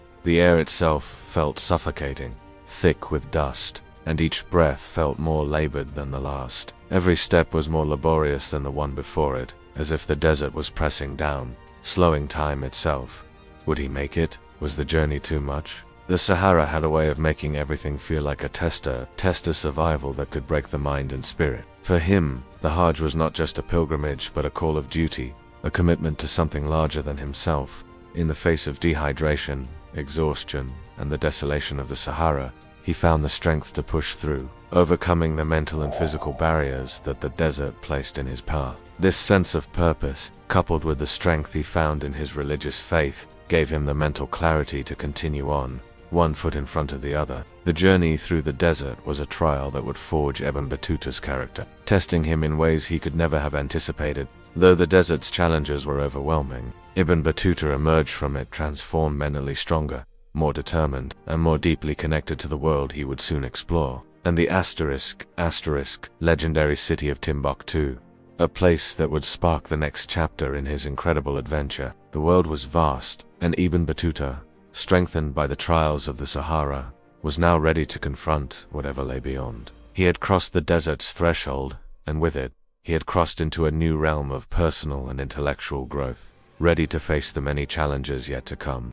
The Sahara, as intimidating as it was, had only prepared him for the vast, mysterious world that awaited him. The mental and physical challenges he faced, rationing food, enduring extreme heat, fighting dehydration, and navigating the crushing psychological weight of the desert were the first of many trials that would shape his legendary travels. As he looked up at the cold, star-filled sky at night, it may have seemed as though the universe was vast, and his journey through the desert, like the stars above, was infinitesimal, mere speck in the unrelenting vastness. Ibn Battuta, a young man from Morocco, must have felt the crushing weight of the desert on his shoulders, wondering at times if the journey would be worth it, if he would even make it through this trial. The body's ability to endure is stretched to its limits in such conditions. The Sahara, with its endless stretches of sand, its ferocious heat by day, and its biting cold by night, would have tested his spirit in ways no scholar had prepared him for. He had read about the desert,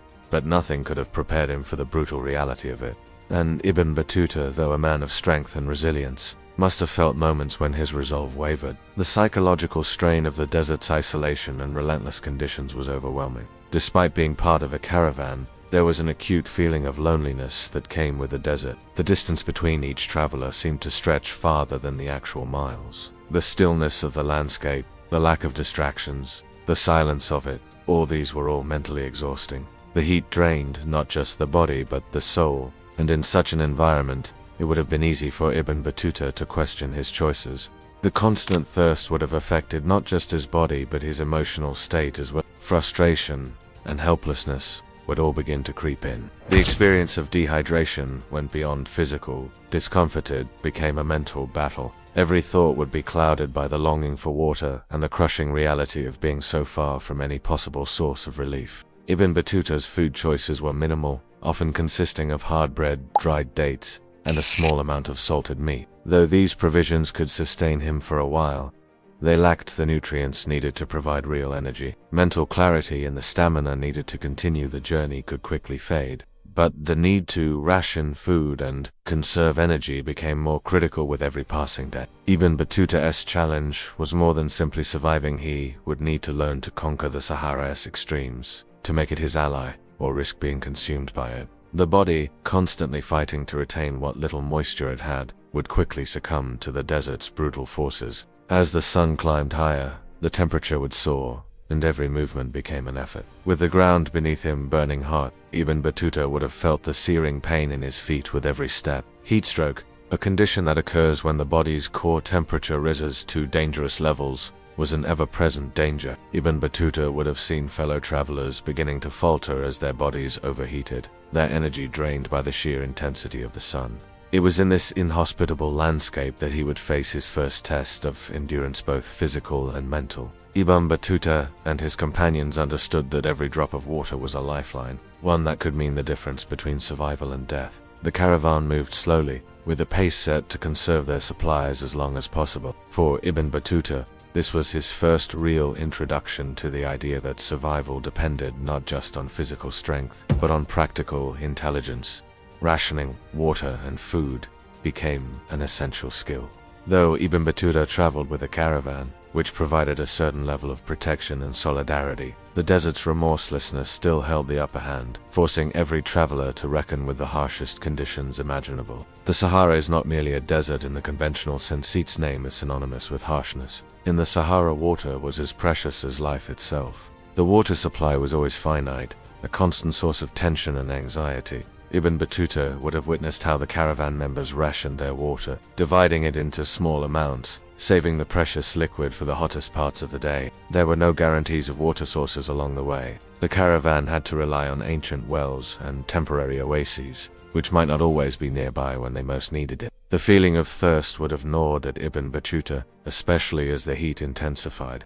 Every time a traveler in the caravan dipped their leather water skins into the container for a sip, it was an act of profound importance. The food was a different kind of challenge. Though the caravan carried provisions, dried fruits, preserved meat, flatbreads, the food was meant to be lightweight and easily transported. The immense heat and dry air of the Sahara, combined with the lack of water, put Ibn Battuta at the mercy of dehydration. The physical exhaustion was matched only by the toll dehydration took on the mind. The exhaustion that followed was a slow-burning drain on Ibn Battuta's will. The Sahara did not offer any refuge or distraction. The true test of Ibn Battuta's resilience was not just physical, it was mental. In the harshest moments, Ibn Battuta would have been forced to face his own doubts. Every night, as the temperature dropped and the cold seeped into his bones, Ibn Battuta must have questioned his resolve. Yet, despite these moments of doubt, Ibn Battuta's faith in his mission, his belief in the sacredness of his journey kept him moving forward. Ibn Battuta's resilience would define him throughout his travels. The desert tested him not just physically, but mentally, as it forced him to confront the fragility of life. The Sahara Desert was not merely a geographical barrier for Ibn Battuta, it was a baptism of fire, an initiation into the harsh realities of life as a The Sahara, in all its vast emptiness and brutal extremes, was the beginning of Ibn Battuta's journey, not just across the lands of the Muslim world, but into a deeper understanding of his own strength and resilience. As the caravan moved on, Ibn Battuta's journey continued not just across the desert, but toward the next great challenge that lay ahead. The cities of West Africa. The Sahara Desert is often seen through the lens of hardship, its vast stretches of sand and scorching heat making it one of the most formidable natural barriers on Earth. Yet for Ibn Battuta, the Sahara was far from just an obstacle. Ibn Battuta's encounter with various desert-dwelling peoples, Tuaregs and Bedouins, would teach him that the desert's role as a connector of peoples was as vital as its role as a barrier. However, the Sahara's vast expanse was, in fact, a highway for commerce, intellectual exchange, and the spread of Islam. In the desert caravan, he found not just a group of travelers, but a collective of cultures, each with their own customs, rituals, known for their expertise in traversing the desert. The Berbers had developed unique systems of trade, relying heavily on the use of camels on the animals capable of carrying goods across the scorching sands. Berber guides were not only responsible for leading caravans, but also for helping travelers survive the desert, knowing the land intimately. The Bedouins, with their strong adherence to the Bedouin code of hospitality, were not merely travelers. They were custodians of the desert's ancient traditions, sharing their deep connection to the land and their Islamic faith with fellow desert wanderers. Through these encounters, Ibn Battuta came to appreciate the value of hospitality in the desert, a tradition that would mark his journey across Africa, the Middle East, and Asia. Ibn Battuta would have witnessed countless acts of compassion and solidarity during his travels across the Sahara. When a member of the caravan was in need, others would offer their water without hesitation, knowing that the same might be needed for them later. Dates, flatbreads, and dried meats might have been the only provisions available. But for the desert peoples, offering a meal was a way to establish a bond with others. This tradition of sharing food was deeply tied to the principles of Islamic charity, where providing for travelers and guests was seen as a holy act. Ibn Battuta, as a devout Muslim, would have seen this practice not only as a cultural exchange, but as a religious obligation, one that reinforced the interconnectedness of the Islamic world. It was this reciprocal generosity that bound desert dwellers together, creating a strong sense of unity in a land where life could easily slip away without the support of others. The shared experiences of travelers, the exchange of resources, knowledge, and stories revealed the incredible resilience of desert peoples and their ability to adapt and survive together. The hospitality extended to him became a symbol of the strength of community in the face of adversity, and a reminder that even in the most unforgiving landscapes, generosity and compassion remain vital to human survival. Scholars, pilgrims, and merchants who traveled together across the Sahara would frequently exchange knowledge, whether it be related to Islamic law, philosophy, or science, and human connection, all of which would shape the way he would view the world in the years to come. The Sahara, as daunting as it was, had become a place of profound personal growth, cultural learning, and spiritual awakening, an experience that would prepare him for the great challenges and discoveries that lay ahead. Despite its harshness, the desert was not a place of isolation. It was a place where travelers from different cultures, backgrounds, and regions could meet, share, and learn. Ibn Battuta's journey was not simply a physical trek, it was an ongoing conversation, where each new encounter with different peoples expanded his worldview and helped him understand the world in a deeper, more interconnected way. Ibn Battuta, a scholar of Islamic jurisprudence, would have been especially keen to engage in these intellectual exchanges, learning from the Sufi mystics and scholars he met along the way. For Ibn Battuta, crossing the desert was a profound introduction to the complex world of desert dwellers, from the Berbers and Tuaregs to the Bedouins, e.g. More than just survival, the Sahara taught Ibn Battuta and became a powerful unifier in a land so often defined by its isolation. Whether it was a Tuareg guide offering a place to rest or a Bedouin family providing water and food to weary travelers, the desert's hospitality fostered a sense of community amidst the isolation. For Ibn Battuta, meeting the Berbers was a crucial introduction to a world of desert navigation, trade, and religion. In the desert, where survival depended on mutual trust and cooperation, the act of welcoming strangers, sharing food and water, and offering shelter was not just a custom, it was a sacred obligation. The tradition of hospitality was woven into the very fabric of desert life. For Ibn Battuta, this would prove to be a crucial lesson. As the caravan wound its way across the Sahara, Ibn Battuta learned from these desert experts, gaining a deeper understanding of the terrain and the intricate web of human life that persisted even in the harshest environment, and spiritual practices, all tied together by the shared need to navigate the Sahara's punishing conditions. Over the centuries, the desert facilitated the flow of goods such as gold, salt, and spices. The desert was never a place to be avoided, but rather a transit zone, often referred to as the Blue Men due to their distinctive indigo-dyed garments. The Tuaregs were a mystical and fiercely independent people. They had long held sway over the central and western Sahara, and their camel caravans traversed the desert, carrying salt, gold, and ivory between the Mediterranean and sub-Saharan Africa. The Tuaregs, with their deep spiritual connection to the desert, were masters of survival in the extreme climate. Their interaction with Ibn Battuta would have exposed him to the mystical side of desert life, where the harshness of the environment fostered not just physical survival, but also a profound sense of spirituality and resilience. With a long history of serving as a link between the Maghreb in the north, the Sahel in the south, and the rest of the Mediterranean world, for Ibn Battuta, crossing the Sahara was not just a physical journey but a passage through a living cultural highway, a place of encounters and discovery. The caravans, the pilgrims, and the traders who crossed the Sahara each had their own stories to tell and brought with them rich traditions, histories, and knowledge that had developed in the crucible of the desert. These travelers formed an interconnected network of ideas, beliefs, and cultural practices that Ibn Battuta, the young Moroccan scholar and traveler, would come to deeply appreciate. In fact, it served as a cultural crossroads where different peoples, ideas, and religions intermingled, forging connections that transcended geographical and cultural boundaries. As Ibn Battuta made his way across this great desert, he would learn that the Sahara, despite its harshness, was also a vibrant space of exchange, a place where cultures met, adapted, and thrived. The Sahara, as much as it isolated people and nations, also served as a pathway for those seeking trade, knowledge, and religious unity. At first glance, the Sahara may appear as a desolate wilderness, an inhospitable place devoid of life. Ibn Battuta, though just a young man from Tangier when he set off, would come to witness firsthand how the desert shaped the interactions between the peoples who relied on its ancient roots. The Berbers, a nomadic group indigenous to the northern Sahara, were among the first people Ibn Battuta encountered. Next, Ibn Battuta would have encountered the another group who played an instrumental role in Sahara's trade routes. Ibn Battuta would have also met the nomadic Arabs who roamed the desert's edges, a group that added another layer of depth to his understanding of desert life. One of the most striking features of Ibn Battuta journey through the Sahara was the hospitality he received from those he encountered. In the unforgiving desert landscape, where resources were scarce and danger ever present, the notion of sharing was not just about generosity, it was a spiritual and cultural imperative. Water, the most precious commodity in the desert, was shared generously among the travelers, even when it was scarce. Food, though not abundant, was also shared with an open heart. The generosity extended to Ibn Battuta was also symbolic of the broader Islamic cultural exchange that took place across desert trade routes.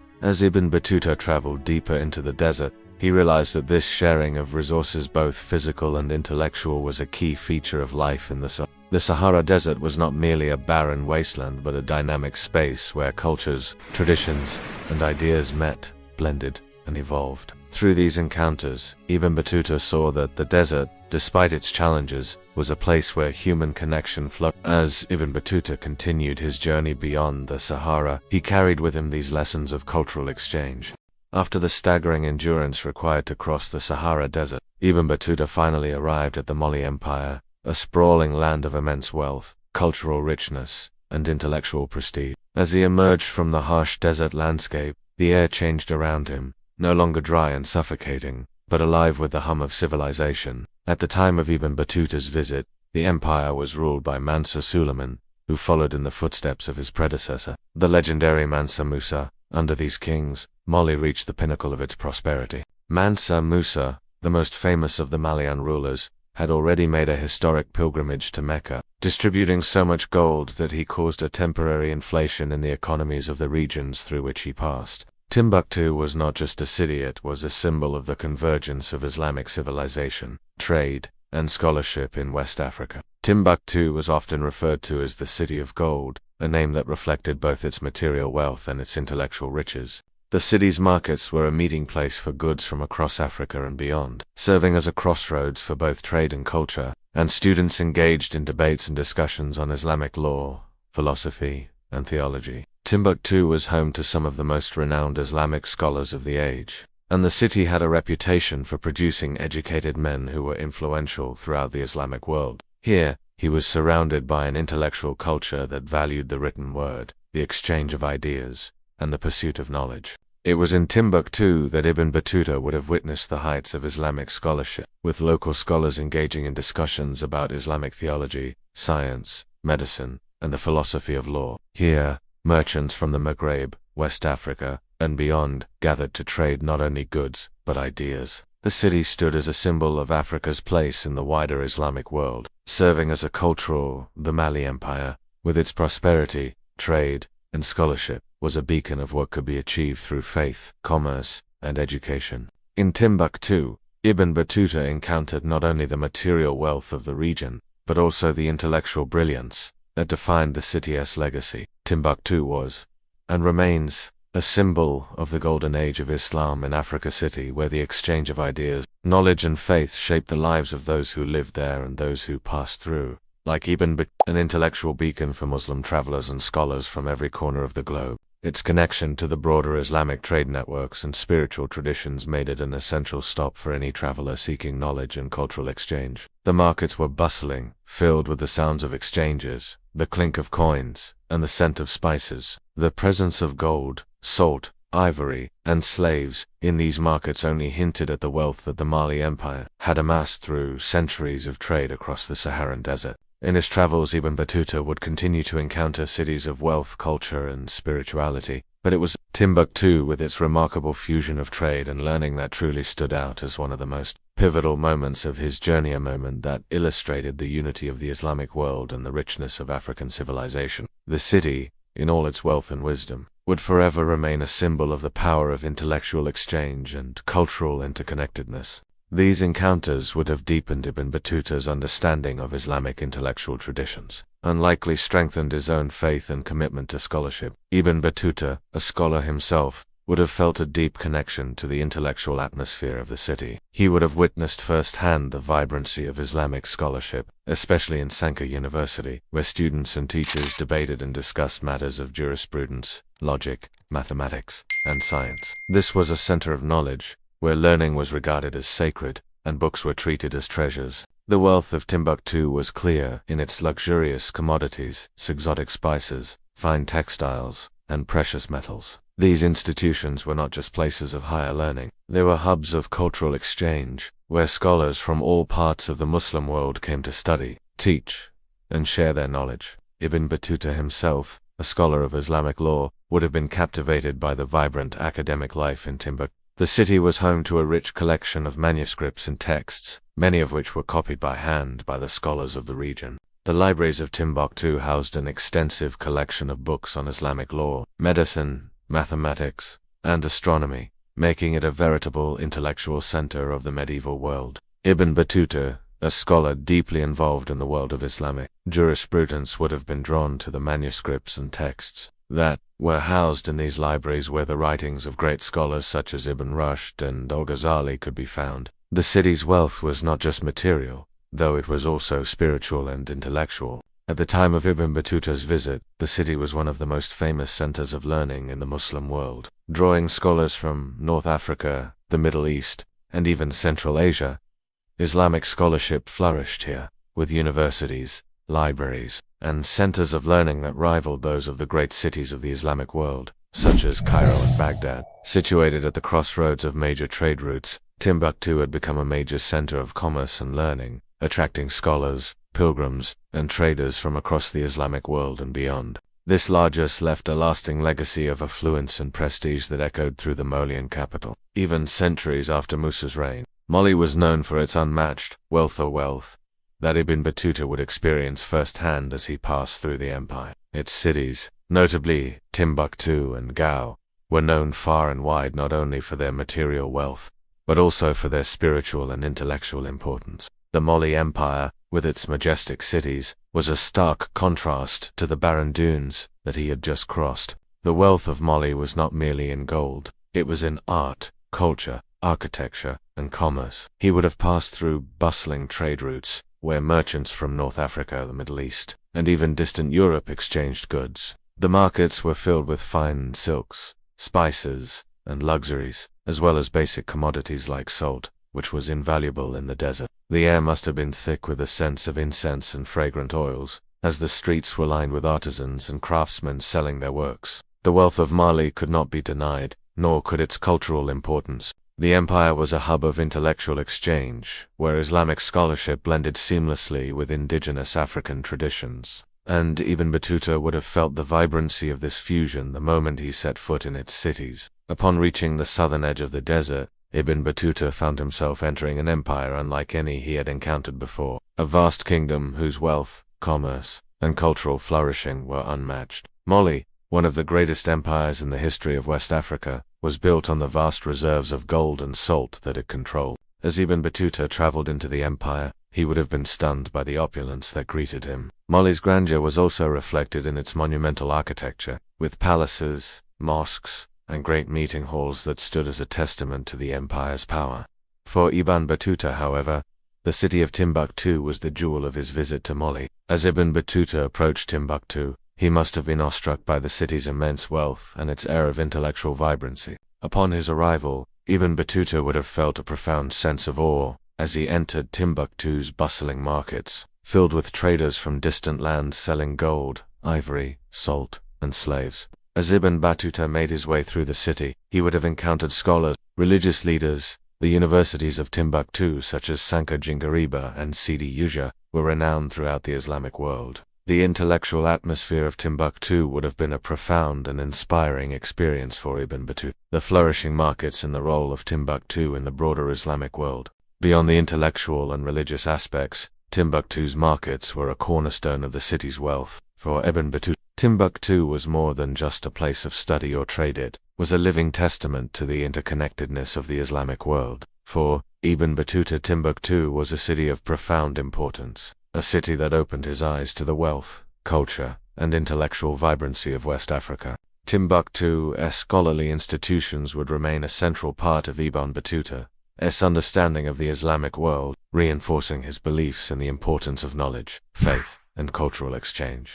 As Ibn Battuta made his way into the heart of the Mali Empire, he would have been immediately struck by the profound religious life that permeated every aspect of society. While Mali was, at its core, a land of immense wealth and material riches, it was equally, if not more so, a land of deep spiritual significance. From the grand mosques that dotted the skyline of Timbuktu to the humble prayer halls found in smaller towns and villages, every aspect of Malian society reflected the deep devotion to Islam. The Sufi mystics, known for their deep devotion and ascetic lifestyle, were often sought after for their spiritual insight. These mystics practiced dhikr and held spiritual gatherings where worship and contemplation were central. As a deeply religious figure, Ibn Battuta would have been fascinated by their practices, seeing in them a profound connection to the divine. The fusion of orthodox Islamic practice and the mystical traditions of Sufism in Mali's religious life provided a rich tapestry of spiritual expression that deeply resonated with Ibn Battuta,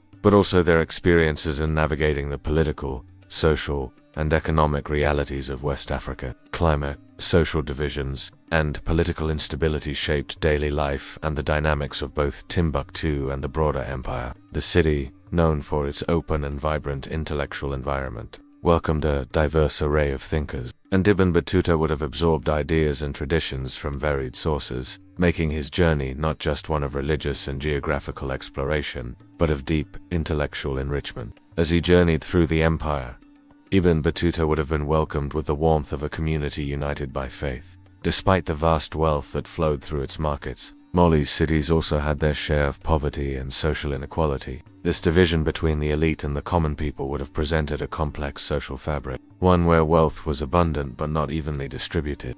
Though the Mansa held significant authority, the empire was vast, and the local chiefs and tribal leaders held a considerable amount of influence. His time in Timbuktu, with its intellectual vitality, religious fervor, and rich cultural exchanges deeply impacted him. The Islamic scholarship in Timbuktu's a spiritual life, and the exchange of ideas offered Ibn Battuta not just a glimpse into a powerful empire, but into a world where knowledge, faith, and culture were intimately intertwined. And knowledge, it was a spiritual and intellectual awakening that would influence his travels for years to come. The intellectual exchanges and spiritual connections he forged in Timbuktu would stay with him, shaping his views on the world and its interconnectedness. Mali, and especially Timbuktu, became a key part of Ibn Battuta's understanding of the Islamic world, a world in which knowledge, faith, and human connection formed the heart of a shared, global civilization. For a scholar like Ibn Battuta, Timbuktu was an invaluable place, a meeting point where the ancient traditions of the Islamic world converged with the realities of life in West Africa.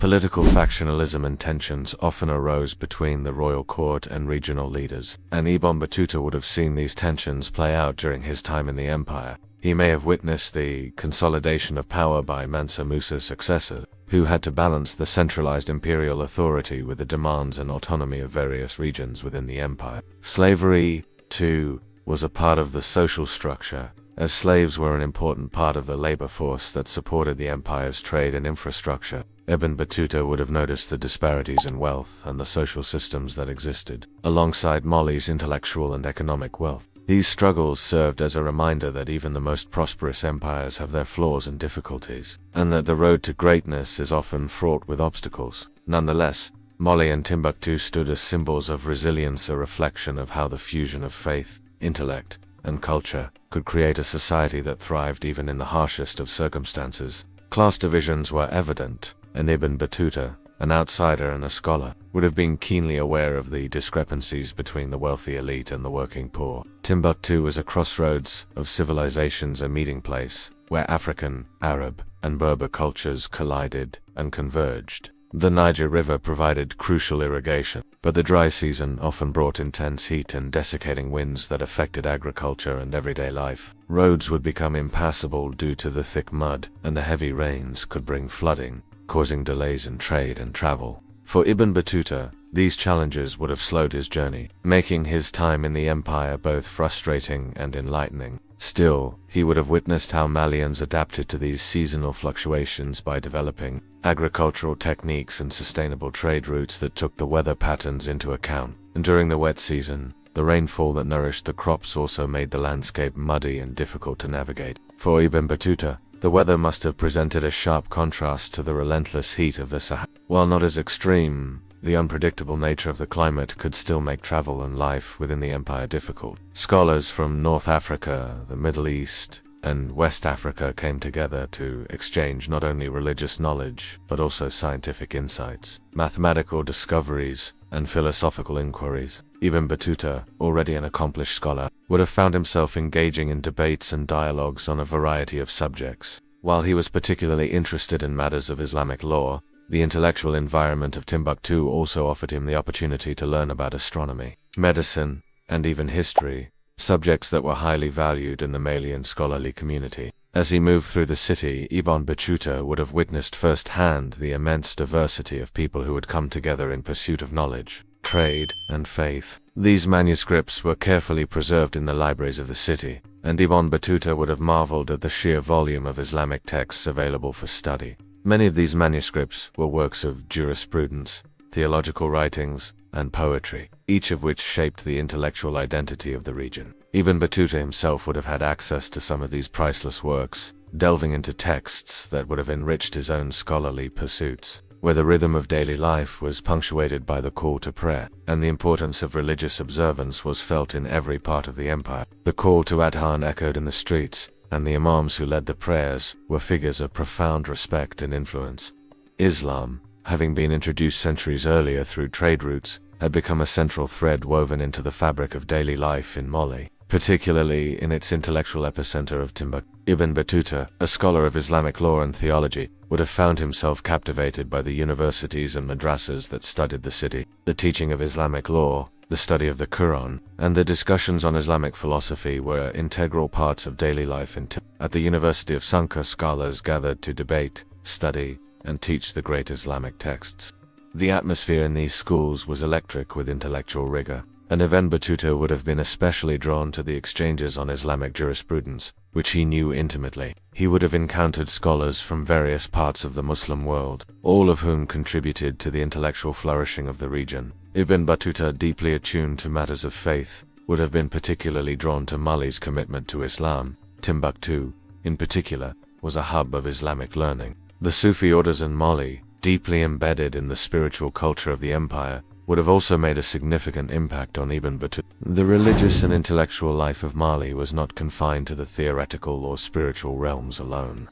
It was also a thriving cultural exchange that had a significant impact on Ibn Battuta's worldview. One of the most remarkable aspects of Timbuktu's intellectual life was the cross-pollination of ideas. In Timbuktu, knowledge was not just passed down through oral traditions, but was also meticulously recorded in manuscripts that were transcribed by hand. As Timbuktu's scholars engaged with Ibn Battuta, they would have shared not just theological knowledge.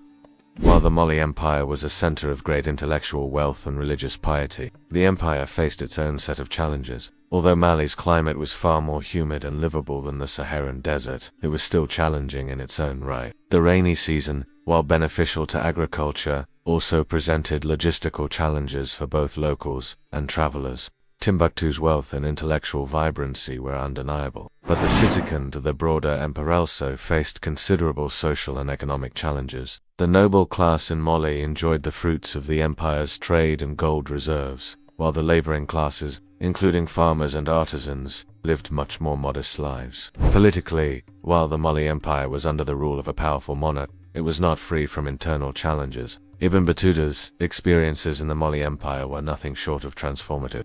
But alongside this grandeur, Ibn Battuta also saw the challenges that the people of Mali faced: their unpredictable climate, the class divisions, and the political turbulence that existed beneath the surface. Ibn Battuta's journey through Mali was not just an exploration of a land rich in gold.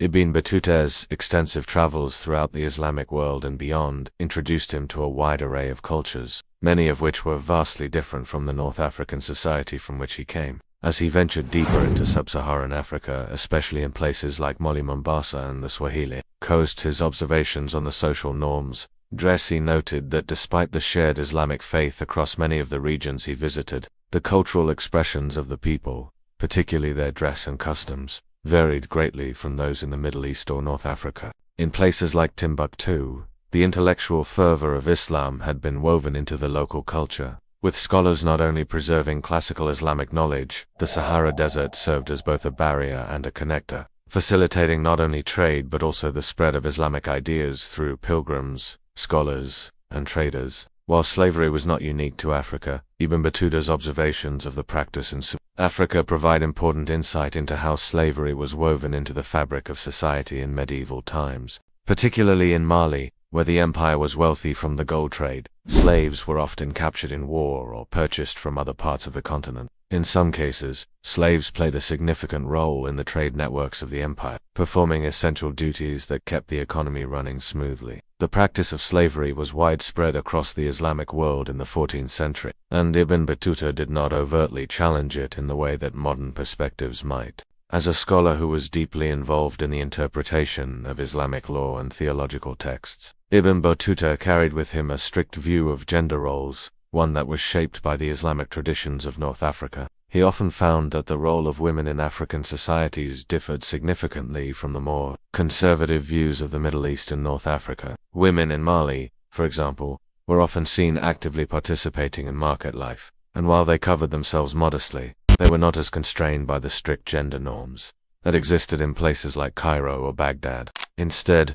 they were part of the economic machinery and social networks that made the empire function. In his writings, he often described people from sub-Saharan Africa with a mix of admiration, curiosity, and at times, subtle biases that reveal the complexities of race and ethnicity in the 14th century.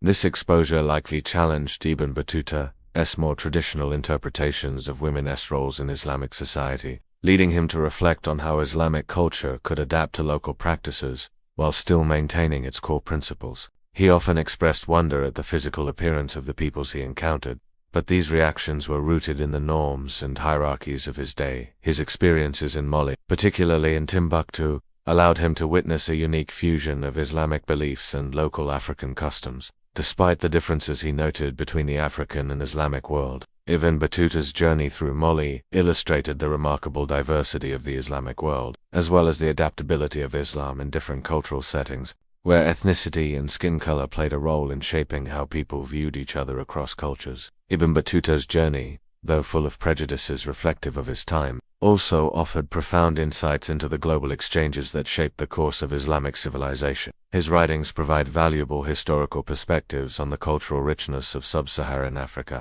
the intellectual exchanges that occurred across the Saharan desert, and the integration of Islam into diverse societies. He noted the physical differences between North Africans and the sub-Saharan Africans, often using descriptors such as black people or dark-skinned to emphasize their racial features. For example, his visits to Timbuktu revealed his appreciation for the scholarly pursuits of the people there, recognizing their deep intellectual engagement with Islamic law and theological debates.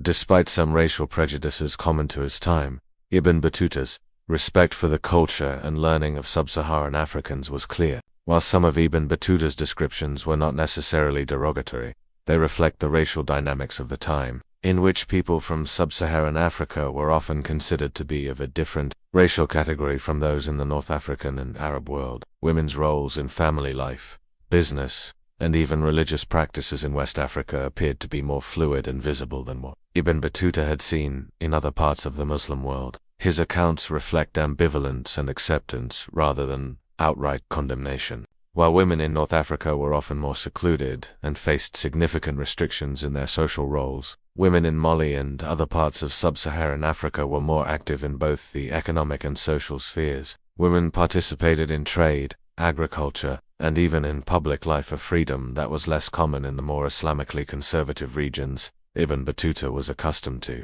Yet, his descriptions do shed light on how slaves were not just commodities, but individuals whose lives and experiences were deeply intertwined with the societies they served. For example, slaves were often employed in gold mining and were integral to the production of goods that were traded across the empire's vast network. In many of the societies Ibn Battuta encountered, such as Mali, the Sultanate of Mombasa, and other Swahili cities, slavery was deeply entrenched in the economy and social hierarchy. The Saharan caravan routes were a vital part of the African world, creating a space where cultures interacted, exchanged, and adapted to one another. Ibn Battuta's journey through these routes exposed him to a world where cultures were shaped by movement, exchange, and the intermingling of people from various regions. While he did not openly condemn the practice, he did express discomfort with the extent to which slavery was normalized in the cultures he encountered. In his travels, Ibn Battuta often described how slaves, particularly in the more affluent regions, were afforded a certain degree of luxury. Domestic slaves were given clothing, food, and care in line with the families they served. However, their freedom was severely limited, and they were still subject to the will of their masters, but also adding their own insights based on the needs and challenges of African society. This made the Islamic practice in Africa distinct yet still rooted in orthodox tradition. For example, in West Africa, he noted how the local peoples of Mali and Songhai combined their traditional African customs with Islamic practices, creating a unique fusion of faith and cultural identity. The people he encountered often wore brightly colored fabrics, some adorned with gold jewelry, and intricate patterns, which were different from the more modest dress common in the more austere Islamic lands he had visited. Yet Ibn Battuta recognized that this style of dress was indicative of a people who embraced the luxuries of their wealth, much of which came from the gold trade and their strategic position along key trade routes. And customs of the people he encountered provide valuable insights into the ways in which African cultures had evolved in response to their environment's histories and interactions with other civilizations. In particular, Ibn Battuta was struck by the diversity he encountered in sub-Saharan Africa. While he found some of these practices unusual, Ibn Battuta also recognized that Islamic traditions in the African context had been adapted to local circumstances, influenced by the landscape, climate, and the history of the people. The desert and the trade routes played a crucial role in shaping African cultures during Ibn Battuta's time. One of the more controversial aspects of Ibn Battuta's travels was his commentary on slavery. Ibn Battuta observed that slaves were used in a variety of ways, as domestic servants, laborers, and soldiers. However, Ibn Battuta was somewhat ambivalent in his reflections on slavery. While Ibn Battuta's writings on slavery reflect the norms of his time, it is important to note that his views were shaped by the context of his own culture and social standing. Ibn Battuta also had significant observations on the role of women in the African societies he visited. For instance, in Mali, Ibn Battuta was struck by the relative freedom that women enjoyed, Ibn Battuta also observed that Islamic practices in Africa had adapted to local customs and realities. Despite his sometimes conservative views on women's roles, Ibn Battuta recognized that women in Mali were not simply subjugated. Ibn Battuta, like many travelers of his time, came from a culture deeply influenced by Islamic ideals and the Arab world's perception of racial hierarchies. Ibn Battuta often described the African peoples he encountered, especially those in Mali and the Swahili coast, using terms that both acknowledged their distinctness and otherness. However, Ibn Battuta's writings also contain expressions of respect and admiration for the achievements of sub-Saharan African societies, particularly in the realms of trade, scholarship, and religion. That said, Ibn Battuta's writings are also a reminder that racial attitudes in the 14th century were complex and not always aligned with modern values. Ibn Battuta's reflections on African cultures, particularly his observations of Islamic practices in sub-Saharan Africa, highlight the interactions between religion, culture, and tradition. His reflections on slavery, women's roles, and the complexities of race in the 14th century offer a window into the social and racial norms of the medieval world.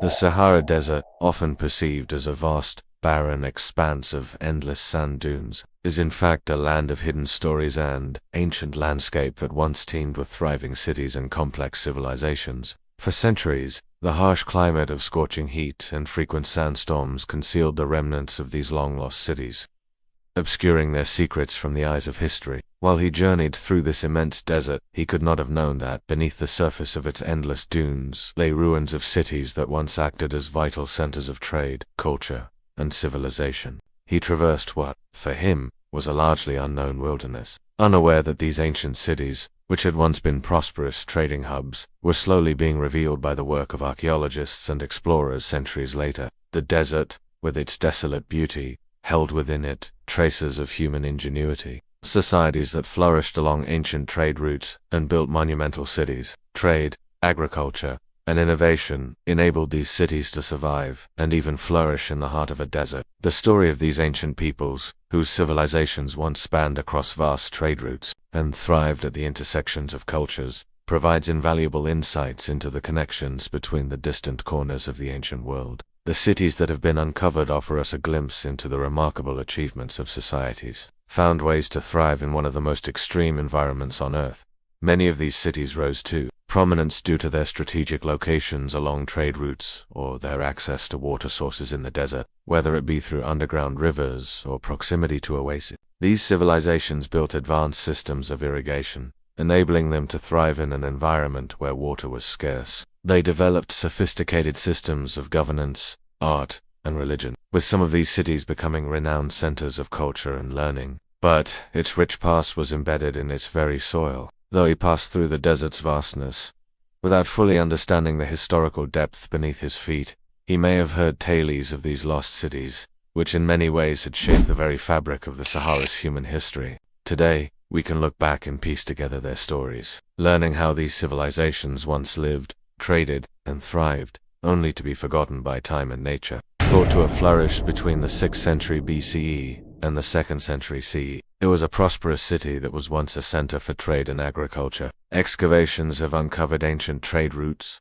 fortresses, and even entire cities, all buried beneath the sand, waiting for their stories to be told once more. For Ibn Battuta, the Sahara was a place of both beauty and danger, but with modern technology and archaeological methods, we now know that beneath its vast dunes lies a rich and complex history that continues to captivate the imagination of historians, archaeologists, and travelers alike. In places like Yuan Mahugaj, Timbuktu, and the Garamanta cities, new evidence is constantly being found, adding depth to the understanding of how these civilizations rose and fell, and faith met and mingled in the harsh beauty of the desert. The lost cities buried beneath its sands serve as a testament to the remarkable resilience of the people who once lived their cultures that found ways to survive and thrive in an environment that seemed so hostile to life. Archaeological findings show evidence of irrigation systems, stone structures, and even public baths, indicating a sophisticated urban society. His travels now take on an even greater significance, as we reflect on how his own path intersected with the stories of those who lived and died in the shadow of the Sahara's shifting sands. The mystery of the Sahara's lost cities continues to unfold, And as we look to the future, we can only imagine how many more hidden stories await discovery in this timeless and mysterious land. These discoveries provide evidence of the ways in which desert-dwelling peoples were able to adapt to the harsh environment, creating thriving cities in the midst of the Saharan wilderness. Caravans of camels carried precious goods such as gold, salt and ivory across the arid desert landscape, linking the great civilizations of North Africa with the kingdoms of West Africa.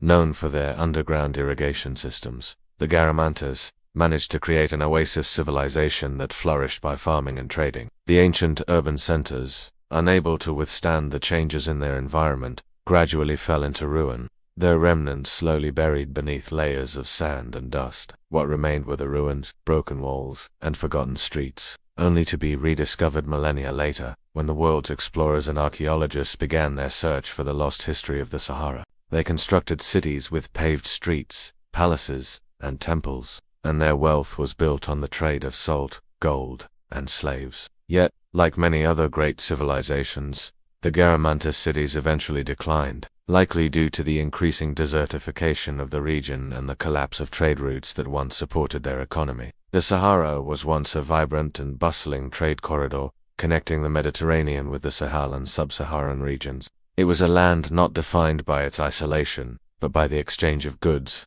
ideas, and cultures. The desert's extreme heat, the shifting sands, and the dryness of the landscape had concealed the legacy of these civilizations for centuries. These cities were not isolated in the Sahara's heart, but were strategically placed along the paths where ancient caravans passed, bringing riches and culture into the desert, and cities that had once acted as hubs for the exchange of not just material goods, but also ideas, faith, and culture. Though the caravan trade had slowed by the time of Ibn Battuta's travels, the traces of these ancient trading civilizations were still felt in the air. The Saharan caravans were the lifeblood of the African trade economy, transporting goods from the fertile lands of West Africa to the Mediterranean world, and vice versa. Yet, today, the efforts of archaeologists and explorers are slowly bringing these ancient cities back into the light, piecing together the puzzle of how human societies once thrived in this unforgiving environment. It was a land where the Saharan caravan routes connected the kingdoms of West Africa to the Mediterranean world, a place where human lives once intertwined in the complex dance of commerce, culture, and faith. The Sahara was not just a barrier, it was a crossroads, a bridge between distant lands, cultures, and religions. Yet, over time, these civilizations were swallowed by the ever-shifting sands, leaving only faint memories to be uncovered by the determined hands of modern archaeology. Ibn Battuta, the renowned traveler and scholar, crossed the Saharan expanse in the 14th century, unknowingly passing over the very cities that would one day become the subject of deep historical curiosity. At the time of Ibn Battuta's travels, the Sahara was still seen by many as an inhospitable and desolate land. In modern times, we are slowly beginning to uncover the vast story of the Sahara's lost cities, ancient metropolises that were once bustling centers of human activity, only to be swallowed by time and desert winds. These lost cities of the Sahara tell a story not just of destruction, but of resilience and the adaptability of early civilizations. Long before the Sahara was considered a desolate wasteland, it was the backbone of a thriving network of ancient trade routes. Cities like Timbuktu and Gao, which would later become famous trade and intellectual centers, owe their existence to the Saharan trade routes that crisscrossed the desert, bringing goods and travelers from all over the world. As Ibn Battuta crossed the desert, he might have passed some of the remnants of these ancient trade routes, oases that had served as vital rest stops for merchants and pilgrims. The ancient cities of the Sahara have a long history of growth, prosperity, and eventual decline. Take, for example, the lost city of Uan Mahugaj, located in the northern Sahara. Similarly, the ancient civilization of the Garamantas in modern-day Libya built impressive cities in the Saharan heartland around 500 BCE. As the centuries passed and climate conditions shifted, many of these once thriving desert cities were abandoned. For Ibn Battuta, these cities were more than just distant memories. They were part of the ever-present mystery of the Sahara. As modern archaeologists and explorers continue to uncover these ancient ruins, the Sahara is slowly revealing the secrets it has kept hidden for thousands of years. The mystery of the Sahara's lost cities is a reminder that what we perceive as empty space can be full of history waiting to be uncovered. The Sahara is a land that defies easy explanations. Often viewed as a vast, desolate wasteland, it was once a bustling crossroads of civilizations, where trade, culture, as he journeyed through the desert, unknowingly passed over the ancient trade routes and ruins of these once great civilizations.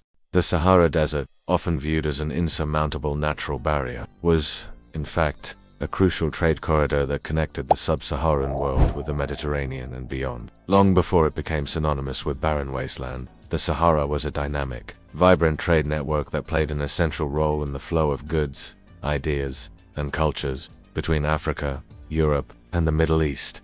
The desert's vastness might have seemed inhospitable, but in its embrace lay a web of ancient routes that allowed the exchange of precious commodities, gold, salt, ivory, spices, and textiles, helping to create some of the wealthiest and most influential societies in the ancient world. At the heart of this trade network was the Nile River, which served as a key artery for the movement of goods and people through the Sahara. These cities were not just important for trade, but for their role in intellectual and cultural exchanges. The city's strategic location at the crossroads of trade routes made it a pivotal point for merchants and traders traveling between the Mediterranean world and West Africa. The famous University of Sankore in Timbuktu was one of the leading Islamic universities in the world during Ibn Battuta's time. It was a place where scholars from all over the Islamic world would travel to exchange knowledge on a range of subjects, including theology, law, mathematics, astronomy, and medicine. The most famous of these commodities was gold, which was highly coveted by the Mediterranean world,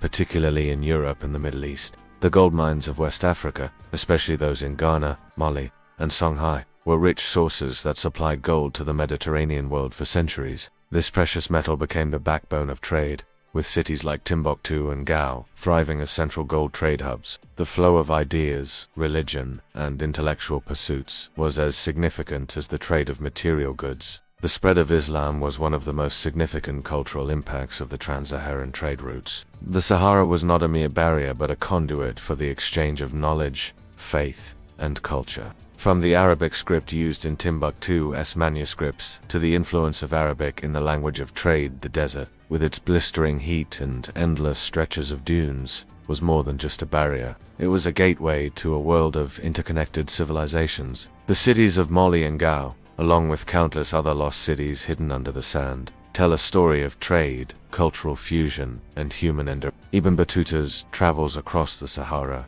though challenging, were part of a long tradition of exploration, exchange, and discovery, a tradition that continues to this day as we uncover the hidden histories of the Sahara and its role in the broader story of human civilization. The Saharan trade routes facilitated an integration of ideas that would continue to shape the cultures of West Africa for centuries. As merchants and travelers moved across the desert, they not only traded in goods, but also in ideas. Caravans of camels passed through this vast desert, bringing goods and ideas from distant lands to the bustling cities of West Africa. Timbuktu and Gao were not just trade hubs, they were centers of intellectual exchange, where Islamic scholars and merchants mingled and shared knowledge. The trans-Saharan trade routes, while offering the promise of wealth, also facilitated the spread of culture, faith, and ideas. Islam, which had been introduced to North Africa in the early centuries of the Islamic era, gradually spread southward into West Africa through the Saharan trade routes. Timbuktu's importance as a cultural crossroads and academic haven cannot be overstated,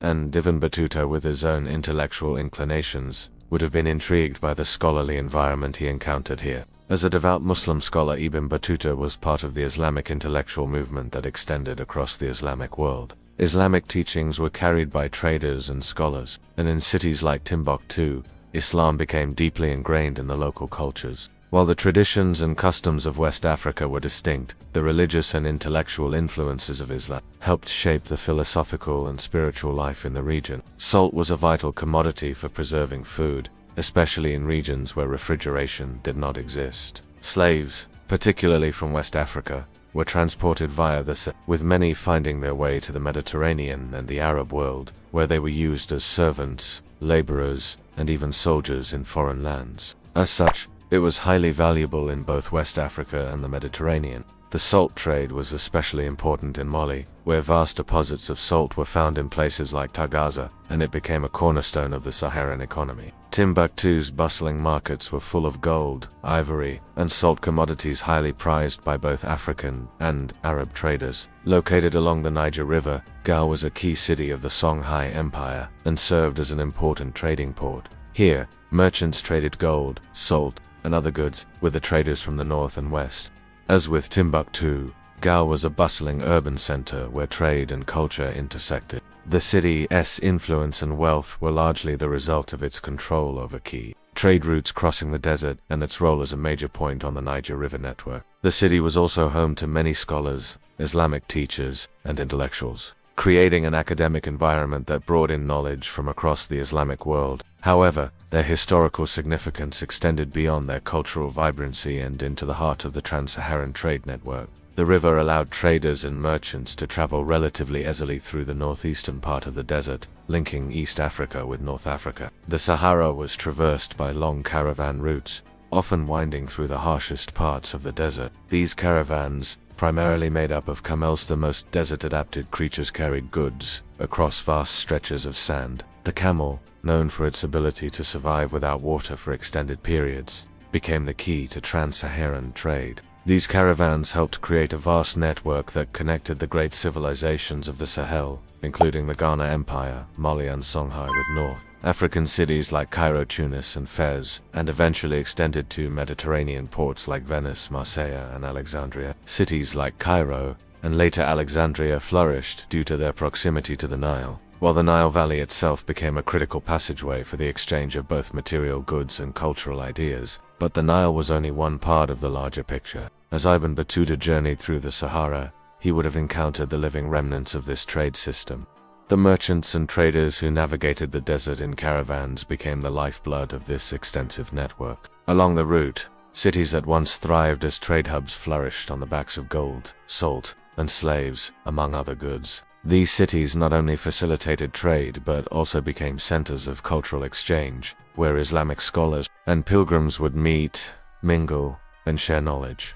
Ibn Battuta's journey through West Africa took him to cities like Timbuktu and Gao, both of which were among the most significant urban centers in the Mali Empire. Timbuktu, located on the edge of the Sahara, was one of the most prominent cities along the ancient caravan routes. The wealth of Timbuktu didn't just come from trade in material goods, but from its role as a center of learning. Gao, another vital city on the trans-Saharan trade route, also held significant trade and cultural importance during Ibn Battuta's travels. The goods that traveled across the Sahara in caravans were immensely valuable and crucial for both the North African and sub-Saharan African economies. Alongside gold, salt was one of the most important goods exchanged across the Sahara. Other goods exchanged included ivory, spices, slaves, and textiles, all of which moved through the Sahara to feed the growing demands of various empires and kingdoms. While the Sahara was a place of immense economic importance, it was also a center for cultural exchange.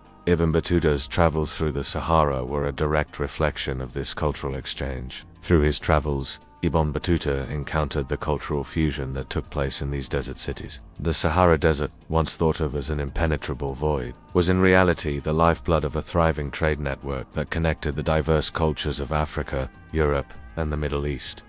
As Ibn Battuta journeyed through the Sahara, he was unaware of the complex and vibrant history that lay beneath the sands.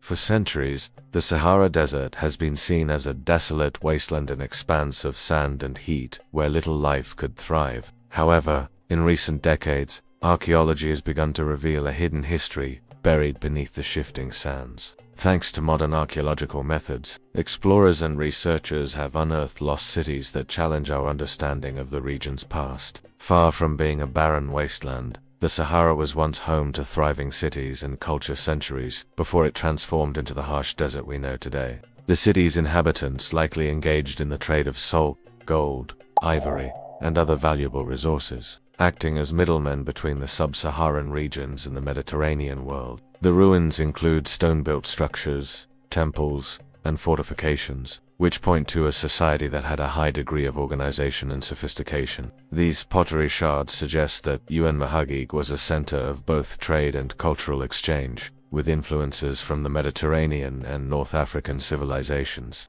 Geological evidence suggests that thousands of years ago, the Sahara was a much greener and more fertile place, with lakes, rivers, and abundant vegetation. In this more temperate climate, it was possible for human settlements to thrive. The once rich soils that supported agriculture gave way to arid sands, and trade routes that had once flourished became inaccessible, making the cities of the Sahara harder to sustain. Archaeologists and historians have uncovered numerous other ancient settlements that reveal the Sahara's once central role in global trade networks. These sites include Tassili, Nizia, Cahokia, and other important locations that tell the story of Sahara's ancient civilization. As a result, many of these ancient cities were gradually buried beneath the sand and forgotten by time, their remnants only now being uncovered. The ancient Sahara would have been a vastly different environment from the arid desert we recognize today, a place with a milder climate, where agriculture was possible and settlements could develop. The knowledge contained within these manuscripts,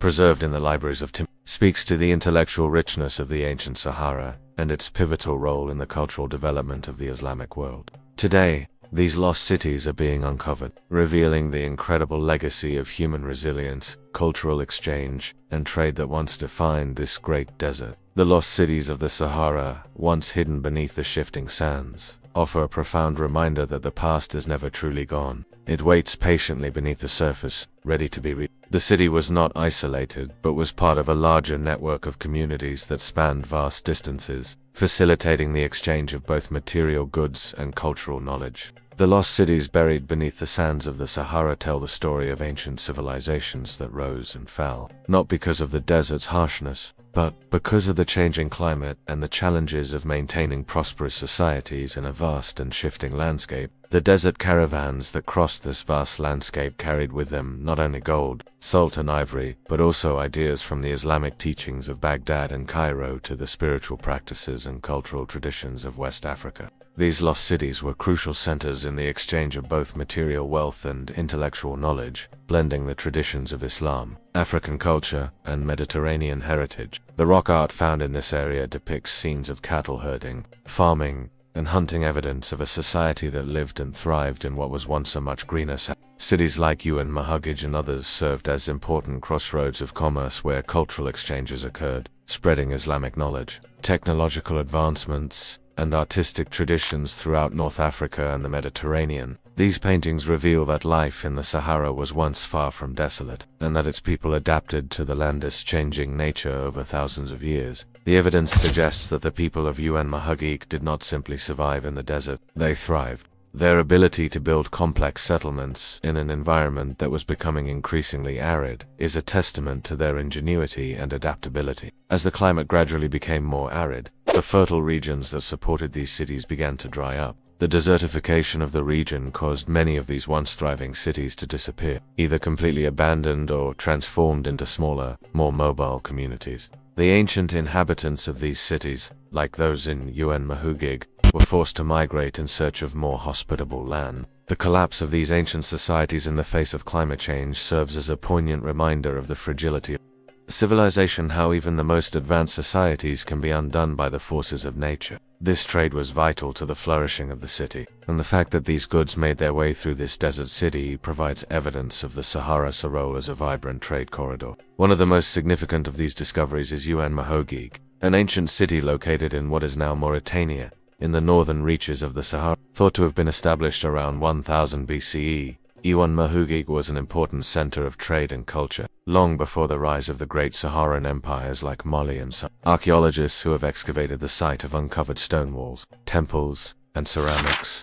all indicating the presence of a well-organized urban center. This site offers compelling evidence that the Saharan desert was not always the inhospitable expanse we know today, but rather, it was once home to vibrant civilizations that were deeply connected to trade routes in the wider world. The ancient city of Mahugig is a remarkable testament to the once thriving civilization that flourished in the Sahara. The discovery of the site, which began in earnest in the late 20th century, has helped to illuminate a hidden chapter of history. The ruins suggest that the people who lived here were not nomads, but settled urbanites, who constructed advanced societies in what was once a much more fertile Sahara. At its peak, Mahugig is believed to have been a prosperous trading hub, strategically located on the crossroads of ancient trade routes. One of the most fascinating aspects of Mahugig is its architecture. The ceramics found at the site provide additional insights into the daily life of the city. Perhaps the most intriguing aspect of the lost cities of the Sahara is their relationship with the changing climate. Over time, however, the Sahara began to experience a dramatic shift. This climatic shift, which took place over thousands of years, was gradual but inevitable. While Yuan Mahugig is one of the most significant discoveries in recent years, it is far from the only lost city found beneath the sands of the Sahara. Tassili Nazir, located in the Algerian Sahara, is an extraordinary archaeological site, known not only for its ruins but also for its cave paintings that date back thousands of years. As trade routes across the Sahara connected distant parts of the ancient world, the influence of these lost cities extended far beyond the desert's borders. For centuries, the Sahara acted as a bridge between the northern and southern worlds, between the deserts of the Arab world and the lush territories of sub-Saharan Africa. The Timbuktu manuscripts, which Ibn Battuta later came across in his travels, were the product of this centuries-long exchange of intellectual property. The Sahara, while often viewed as a vast desert wasteland, was once a thriving, interconnected network of cities, trade routes, and cultures. Ibn Battuta, journeying through the Sahara in the 14th century, passed through these ancient trade corridors without fully realizing the magnitude of the history buried beneath his feet. As modern-day archaeologists continue their work, the Sahara will reveal even more of its secret stories of once civilizations that lived and thrived in a land that now seems inhospitable. One of the most fascinating and enigmatic civilizations to have once thrived in the Sahara Desert was the Garamantes. Situated in what is now modern-day Libya, the Garamantes flourished around 500 BCE and were among the earliest peoples to adapt to the harsh conditions of the Saharan desert. The most notable feature of their civilization was their ability to irrigate the desert, a challenge that would have been insurmountable for many other peoples. The Cainates, which drew water from underground aquifers, allowed them to irrigate their fields and sustain their society. This advanced system of irrigation played a crucial role in the development of the Garamantes agricultural economy, enabling them to grow crops such as wheat, barley, and dates. For the Garamantes, salt and gold were of particular importance, as they were highly prized by Mediterranean society. The Garamantes' economic prosperity, fueled by trade, allowed their cities to grow and develop complex societies that included not just traders, but also craftspeople, artisans, and scholars. The Garamantes' access to these resources allowed them to accumulate wealth, and their ability to facilitate trade made them important players in the broader networks of commerce that spanned from North Africa to Europe. The ability to sustain life in the desert allowed the Garamantes to build thriving cities and trade networks, facilitating their rise to prominence in the region. The Garamantes constructed a network of underground irrigation systems, known as Cainates, which allowed them to tap into water sources beneath the desert's surface. Sites such as Gurma have revealed ruins that include fortifications, temples, and even remnants of the ancient Qanot irrigation systems. The rediscovery of the Garamantes' advanced engineering and urban planning has fascinated historians and archaeologists, as it provides a glimpse into a civilization that was able to adapt to one of the harsh environments on Earth. Their society was not isolated but engaged in extensive cultural exchanges with neighboring civilizations, especially those along the Mediterranean and the Nile River. As a result, the Garamantes adopted and incorporated aspects of Carthaginian, Egyptian, and Greek cultures into their own. Archaeological findings show evidence of Carthaginian-style pottery, Egyptian religious influences, and Greek architectural elements in their cities. Their ability to build cities, develop irrigation systems, and control trade routes demonstrates the ingenuity and adaptability of ancient peoples. However, like many ancient civilizations, the Garamantes ultimately succumbed to the forces of nature, specifically the climate shifts that transformed the once fertile regions of the Sahara into the harsh desert it is today. By the time Ibn Battuta passed through the Sahara, the Garamantes had already vanished from the historical record. The rediscovery of their advanced urban systems and their role in the broader trans-Saharan trade continues to captivate historians and archaeologists, contributing to the rich tapestry of human history and offering a glimpse into the ancient world, shedding light on a civilization that flourished in the Sahara long before the rise of other famous African empires. Sustainable civilizations in the desert and has sparked further interest in the broader history of North Africa and the Sahara. These artistic expressions, combined with their advanced city planning techniques, show that the Garamantes were more than just traders and engineers. They were creators of a rich, dynamic culture that bridged the gap between the Mediterranean world and the African heartland. The Garamantes were ahead of their time, creating cities and agricultural systems that were well suited to the environment. And their legacy continues to intrigue modern scholars. However, the stories and legends of their cities and their remarkable ability to thrive in the desert were likely passed down through the generations, circulating among the Bedouin and other nomadic tribes of the Sahara. These nomads, who lived in the harsh environment the Garamantes once ruled, carried with them tales of ancient peoples who had once built great cities in the heart of the desert, only to be lost to the shifting sands. Their cities were melting pots of ideas, goods, and cultures facilitated by their role as intermediaries in the trans-Saharan trade routes. This interconnectedness helped foster an environment where knowledge from different parts of the world could be exchanged and adapted to suit local needs. As the desert grew increasingly arid, the once thriving agricultural systems that had sustained the Garamantes began to fail. The Qanat irrigation systems, which had once been the key to their success, became less effective as the region's water resources dwindled. The loss of this essential lifeline to agriculture, combined with climate change, gradually made it difficult for the Garamantes to maintain their way of life. These routes connected the Mediterranean world with the sub-Saharan region, creating a pathway for the exchange of valuable goods like salt, gold, ivory, and slaves. The remnants of their once great cities were abandoned, and their society faded into obscurity. The Garamantes' decline was likely due to a combination of factors, including environmental changes, the shifting of trade routes, and the rise of new powers in the Sahara such as the Mali Empire. As water became scarcer and trade routes shifted, the Garamantes found it increasingly difficult to survive, and their once prosperous cities were eventually swallowed by the desert. The Garamantes' strategic location allowed them to control the flow of goods between these regions, and they became a major force in the trans-Saharan trade network. This technology enabled the Garamantes to grow crops in an environment where water was scarce, and to support a population in the middle of one of the most arid regions on Earth. Unlike many societies that simply survived in such a difficult environment, the Garamantes established a sophisticated civilization that thrived for centuries, contributing significantly to the history and development of the Sahara region. The Garamantes built an advanced and well-organized society, with urban centers, fortifications, temples, and palaces that displayed their engineering prowess and deep understanding of desert life. These Qanat systems were not just marvels of engineering, they represented the key to the Garamantes' survival. In addition to their mastery of agriculture, the Garamantes were skilled traders who controlled some of the most important trade routes in the Sahara. The trade routes that the Garamantes controlled were vital for the economies of both the Mediterranean and the interior of Africa. As a result, the cities of the Garamantes became bustling trade hubs,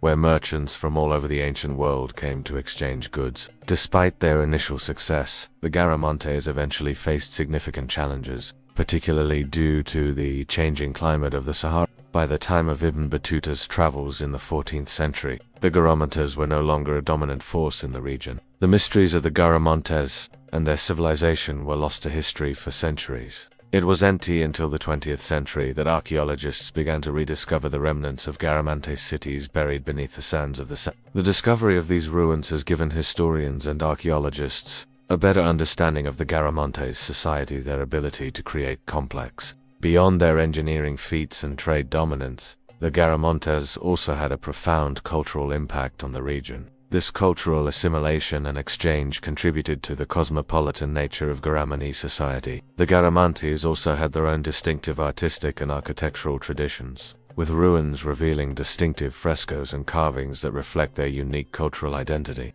The rise and fall of the Garamantes is a story that reflects the fragility of civilizations and the resilience of people who sought to thrive in an environment that seemed inhospitable. Though the Garamantes vanished from history long before Ibn Battuta passed through the region, their legacy lives on in the ruins and artifacts they left behind, for Ibn Battuta and for us today. The mystery of the Garamantes serves as a reminder of the hidden histories beneath the sands of the Sahara, lost civilization that once thrived in the desert. The Sahara Desert, often seen as an impenetrable wilderness, hides within its vast, shifting sands the remnants of ancient civilizations' oasis, cities that were once hubs of life, trade, and culture. These cities, which flourished in the fertile patches of land scattered throughout the desert, played an essential role in the exchange of goods and ideas. These cities served as rest stops for traders, merchants, and travelers who relied on oases for water and shelter as they journeyed through the Saharan trade routes. The oasis cities, strategically placed along these routes, facilitated the flow of goods between North Africa, Sub-Saharan Africa, and the Mediterranean. Goods such as gold, salt, ivory, and textiles passed through these cities, carried by caravans that journeyed across the desert. While he might not have consulted the Oracle of Amen as Alexander did, he would have been aware of the city's religious significance. Siwa stood as a link between the sacred and the secular, between the desert and the Mediterranean world. The city's role as a crossroads of faith, culture, and trade made it a symbol of the interconnectedness of the Saharan world with the greater Islamic and Mediterranean civilizations. These cities also played a crucial role in the cultural exchange between the diverse peoples of the Arab world and the Mediterranean. These cities, once prosperous and vibrant, gradually disappeared as the desert began to encroach upon them, and as the climate of the Sahara changed, making the water sources that supported these cities more scarce. In his travels, he witnessed the central role that Islam played in the lives of those living in these oasis cities. There were sanctuaries, places where merchants, pilgrims, and nomads could find shelter, water, food, and rest before continuing their dangerous journey across the desert. The oasis towns became gathering points where traders could rest, engage in commerce, and exchange news from different parts of the world. The shifting of trade routes, the reduction in water availability, and the increasing desertification of the region led to the eventual abandonment of many of these cities. They remain an integral part of the Saharan history, reminding us of a time when the desert was not a symbol of emptiness but of life, commerce, and interconnectedness. Cities that once hosted bustling markets, religious shrines, and flourishing communities gradually disappeared under the weight of the desert's encroachment. They were vibrant cultural and economic hubs, where goods, ideas, and faith crossed paths and shaped the Saharan world for centuries. For Ibn Battuta, these cities represented both the physical and spiritual connections that link the vast desert to the rest of the world. While many of these cities have disappeared beneath the sands of time, their legacy continues to live on through the stories and remnants that remain, as well as through the archaeological efforts that continue to uncover their hidden histories. These cities offered both physical and psychological relief in the midst of the grueling desert, acting as oases in the truest sense of the word. But they also highlight the incredible resilience and ingenuity of those who lived in the Sahara, adapting to the unforgiving environment and leaving behind a legacy that continues to inspire awe and wonder to this day. He would have found mosques, Sufi shrines, and Islamic schools, all of which played vital roles in the spiritual and intellectual life of these desert communities. He would have seen the significance of shared hospitality in these cities, as many of the merchants relied on local guides and caravanserais to navigate the Saharan desert. The generosity of the people who lived in these cities was legendary. Travelers were offered food, shelter, and water, the most precious resources in the desert, fostering a strong sense of community along these trade routes. Once a flourishing town, Zarzora thrived as a major trading post and was an essential stop for caravans crossing the Saharan desert. Similar to Siwa, Zarzora was strategically located on the trade routes connecting the Nile Valley to the Sahara, facilitating the exchange of salt, gold, and other precious goods. Over time, the shifting sands and the harsh environment caused the city's water sources to dry up, and it was eventually abandoned, leaving behind only the remains of its once bustling streets. They were not just places of rest for travelers crossing the harsh desert. They were once thriving economic centers, cultural crossroads, and spiritual havens in the vast expanse of the Sahara. Tadrat was part of the ancient trade networks that connected North Africa with Sub-Saharan Africa, particularly during the times of the Garamantis and Berber tribes. These cities were often the meeting points of different cultures, ideologies, and faiths. They were places where Islam, Berber, Arabic, and African cultures coexisted and interacted, creating a unique blend of religious and cultural practices. In these cities, one could find a mix of Arabic and African traditions, local customs, and Islamic practices, all coexisting and enriching the city's daily life. The city's location near water sources and trade routes made it a key settlement. Today, however, its ruins are buried beneath the sands, and the remnants of its structures have begun to fade. Although he did not spend much time in the desert's heartland, he did acknowledge the role of the oasis cities in connecting the Mediterranean world with Sub-Saharan Africa. Located near the Libyan border in Egypt, Siwa Oasis has a rich history that stretches back thousands of years. Its most famous landmark is the Amon Temple, a religious site of profound significance in the ancient world. The temple housed the famous Oracle of Ammon, which became one of the most renowned oracles in the ancient Mediterranean world. This oracle was not only sought by ordinary people, but also by powerful rulers. In fact, one of the most famous visitors to the Siwa oasis was none other than Alexander the Great, who journeyed to Siwa in 331 BCE to consult the oracle and confirm his divine status. Alexander's visit to Siwa was one of the pivotal moments in his career, as he believed the oracle confirmed his position as the son of Aman, further solidifying his legitimacy as a ruler. For him, cities like Siwa were not just places to rest and resupply, but also cultural and spiritual landmarks that bridged the physical distance between the desert and the rest of the world. The oasis cities represent the Sahara's forgotten past, a past that would leave a deep imprint on the trade routes, the people, and the landscapes of the ancient world. For centuries, oases were not only geographical refuges in the desert, but also vital centers of commerce and culture. Ibn Battuta, the great 14th century would have passed through these ancient oasis cities during his own journey through the Sahara. Among the many oasis cities, Siwa stands out as one of the most famous. For Ibn Battuta, Siwa and other oasis cities served as symbolic spiritual milestones along his journey. While Siwa is perhaps the most famous oasis city Ibn Battuta encountered, many other ancient oasis cities have been lost to time and the sands of the Sahara. One such lost city is Oasis of Zazora, located in the southern part of Algeria. Another example is the oasis city of Tadrat, in southern Algeria, near the Libyan border. While the oasis cities were essential for trade, they were also integral to the cultural and religious fabric of the desert. For Ibn Battuta, who was deeply embedded in the Islamic tradition, the spiritual connections within these cities were as important as the trade and commerce that flowed through them. For the caravans that crossed the Sahara, the oasis cities were far more than just stopovers. Ibn Battuta, always a keen observer, would have been struck by the importance of these oasis cities in the lives of those passing through the desert. As the climate of the Sahara became more hostile, many of these once thriving oasis cities began to decline. Today, the ruins of these ancient oasis cities stand as a testament to the resilience of the people who built them. The oasis cities of the Sahara were far more than just stopovers for travelers and merchants. The ancient oasis cities of the Sahara remind us of the dynamic and ever-changing nature of history, and how civilizations, once teeming with life, can fade into memory.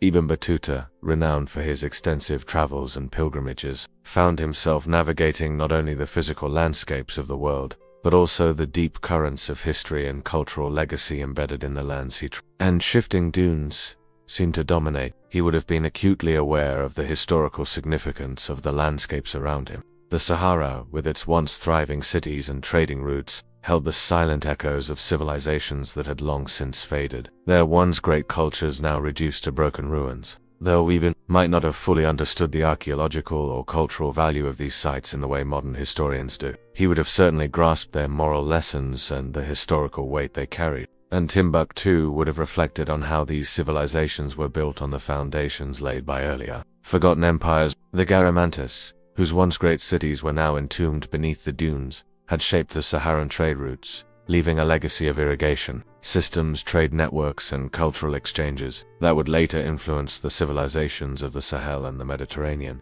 For someone with such a deep connection to the spiritual world and an understanding of Islamic history, the transitory nature of life so often discussed in religious texts would have resonated deeply with his experiences. As he traversed the Saharan landscape, moving from one oasis to another, he saw that even the greatest of empires were vulnerable to the forces of time and the changing environment. The cities that had once been bustling centers of culture, trade, and religion were now nothing more than broken walls, crumbled temples, and forgotten roads, covered by the relentless sands of the desert. He came to recognize that, just as the Sahara's ancient civilizations had once risen to great heights, so too would the world around him continue to evolve. The ruins he passed were not just reminders of the past. They were also symbols of resilience, a reminder that, in the face of hardship and time's slow march, humanity always finds a way to endure. As he traveled through this vast and unforgiving landscape, he not only saw the remnants of ancient civilizations,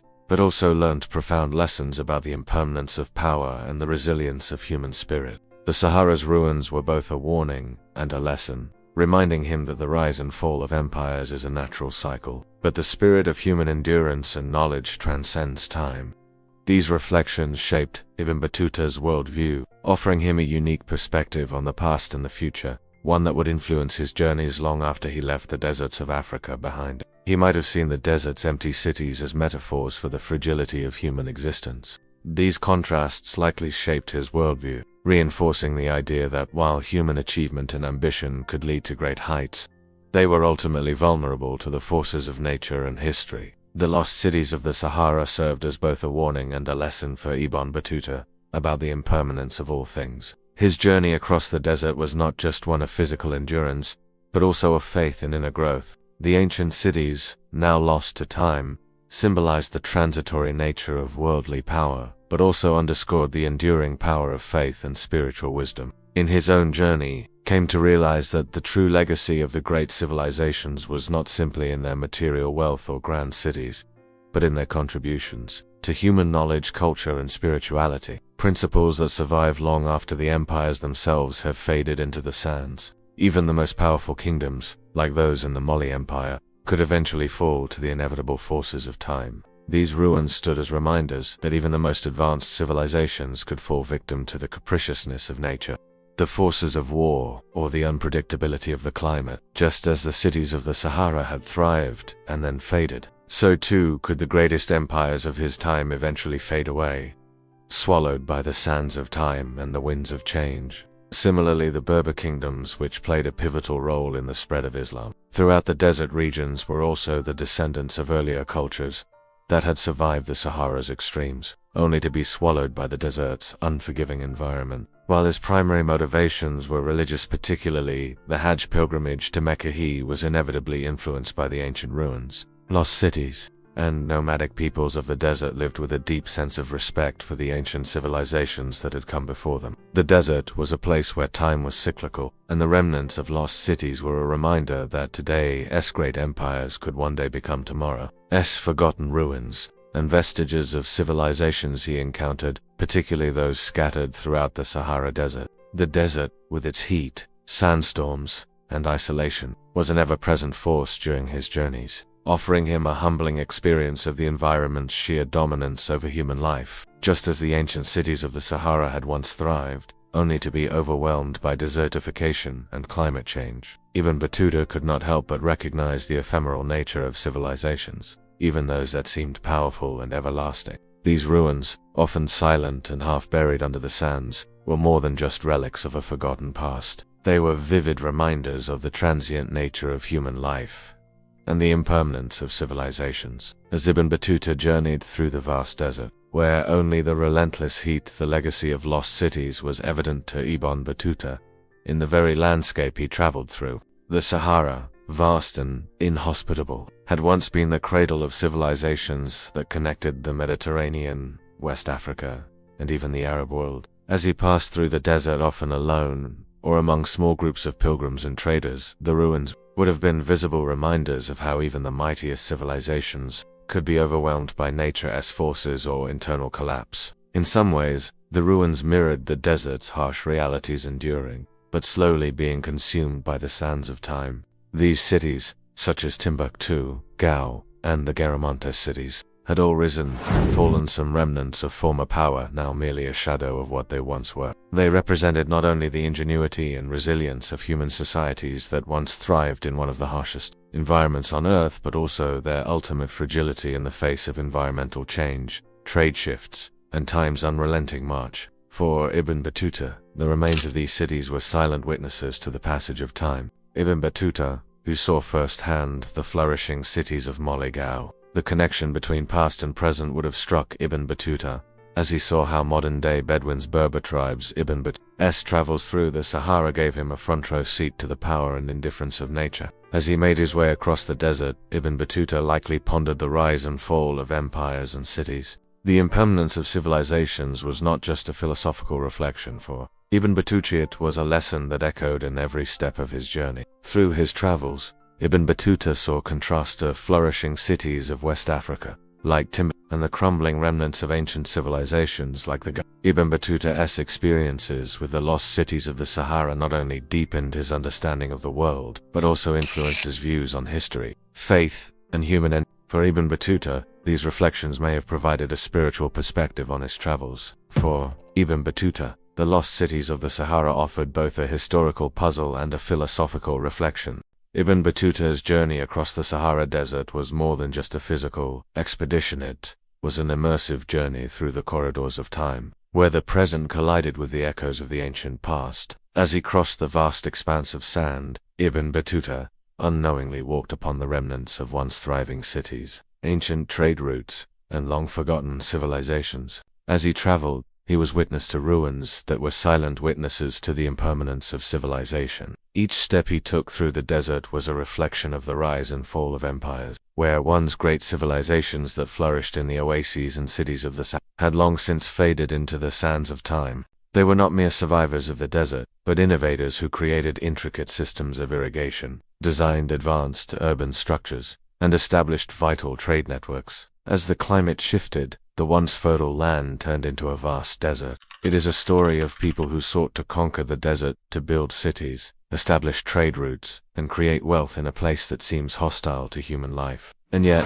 in the end, the desert reclaimed what it had once lent to humanity. The ruins that litter the desert floor today serve as reminders of the ephemeral nature of all civilizations, and cities that were once thriving hubs of commerce and culture were eventually abandoned. As he traveled through the ancient trade routes, passed through the lost cities, and gazed upon the remnants of past greatness, Ibn Battuta was reminded of the delicate balance between nature and civilization, the cycles of rise and fall that have shaped human history for millennia. This interplay of human endeavor and environmental forces would have likely left a lasting impression on Ibn Battuta, reminding him of the impermanence of all things, even the greatest and most enduring of civilizations. They are also a testament to the power of human innovation and the enduring legacy of those who came before us. These cities, buried beneath the sands, continue to speak to us, offering us a glimpse into the past and a reminder of the delicate nature of our own civilization. For Ibn Battuta,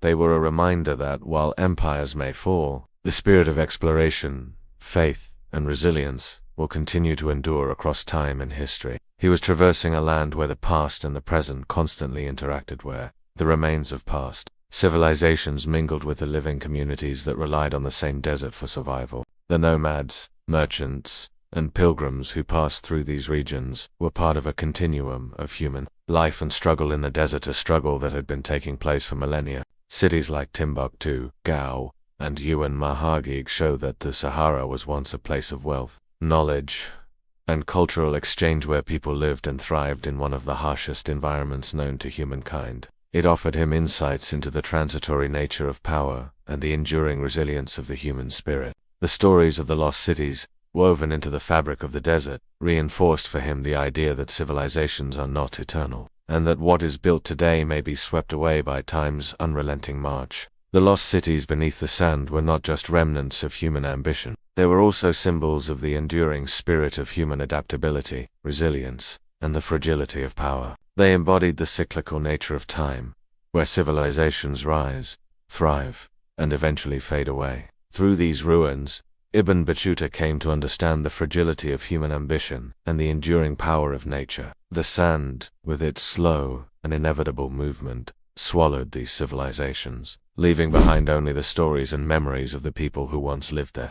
Though the Sahara today is often perceived as a barren wasteland, it was in times long past a vibrant hub of commerce, culture, and exchange. In the centuries before Ibn Battuta's travels, it was a crossroads of cultures, where trade routes intertwined, bringing together Africans, Arabs, and Mediterranean peoples. It was a land of cultural fusion, where Islamic influence blended with African traditions, and where the trade of salt, gold, ivory, and slaves created a dynamic economy that spanned across the entire continent. For Ibn Battuta, the Sahara was a place where the past and present met, where ancient stories were being written in real time. Even as the sands of time were slowly erasing the traces of earlier civilizations. For Ibn Battuta, the Sahara was not just a harsh desert. It was a land rich with stories, mysteries, and lessons that would shape his worldview. The Sahara, though vast and inhospitable, was far from the empty wasteland it is often thought to be. The lost cities of the Sahara offer a powerful reminder of the resilience and resourcefulness of the peoples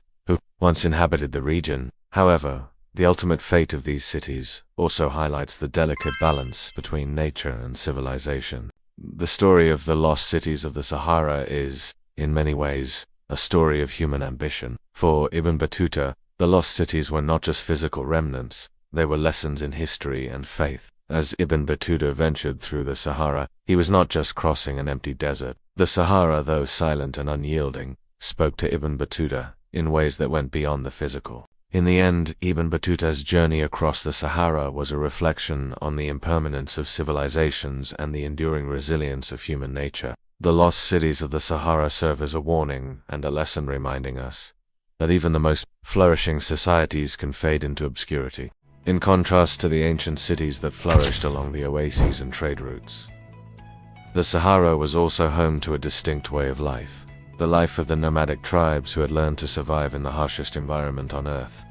Unlike the settled civilizations, whose infrastructure and agriculture depended on the availability of water, the nomads were masters of mobility. Instead, they embraced it, adapting to its challenges in ways that allowed them to not only survive but thrive. Their knowledge of the desert was profound, and their survival depended on it. The camel, known as the ship of the desert, was essential to their way of life, providing transportation, food, and clothing. The Sahara was not merely a physical space but a spiritual one, too. The desert held significance in their faith, particularly for the Tuaregs and other Islamic desert peoples. The Sufi traditions practiced by some nomads, especially in the Saharan trade networks, deeply influenced the mysticism of the desert, where the inner journey was as important as the physical journey. Many nomads considered the desert to be a sacred space, where faith and rituals were practiced amidst the vastness of the land. Camels could endure extreme heat and go without water for days, making them the perfect companions for the long, arduous journeys across the sand dunes.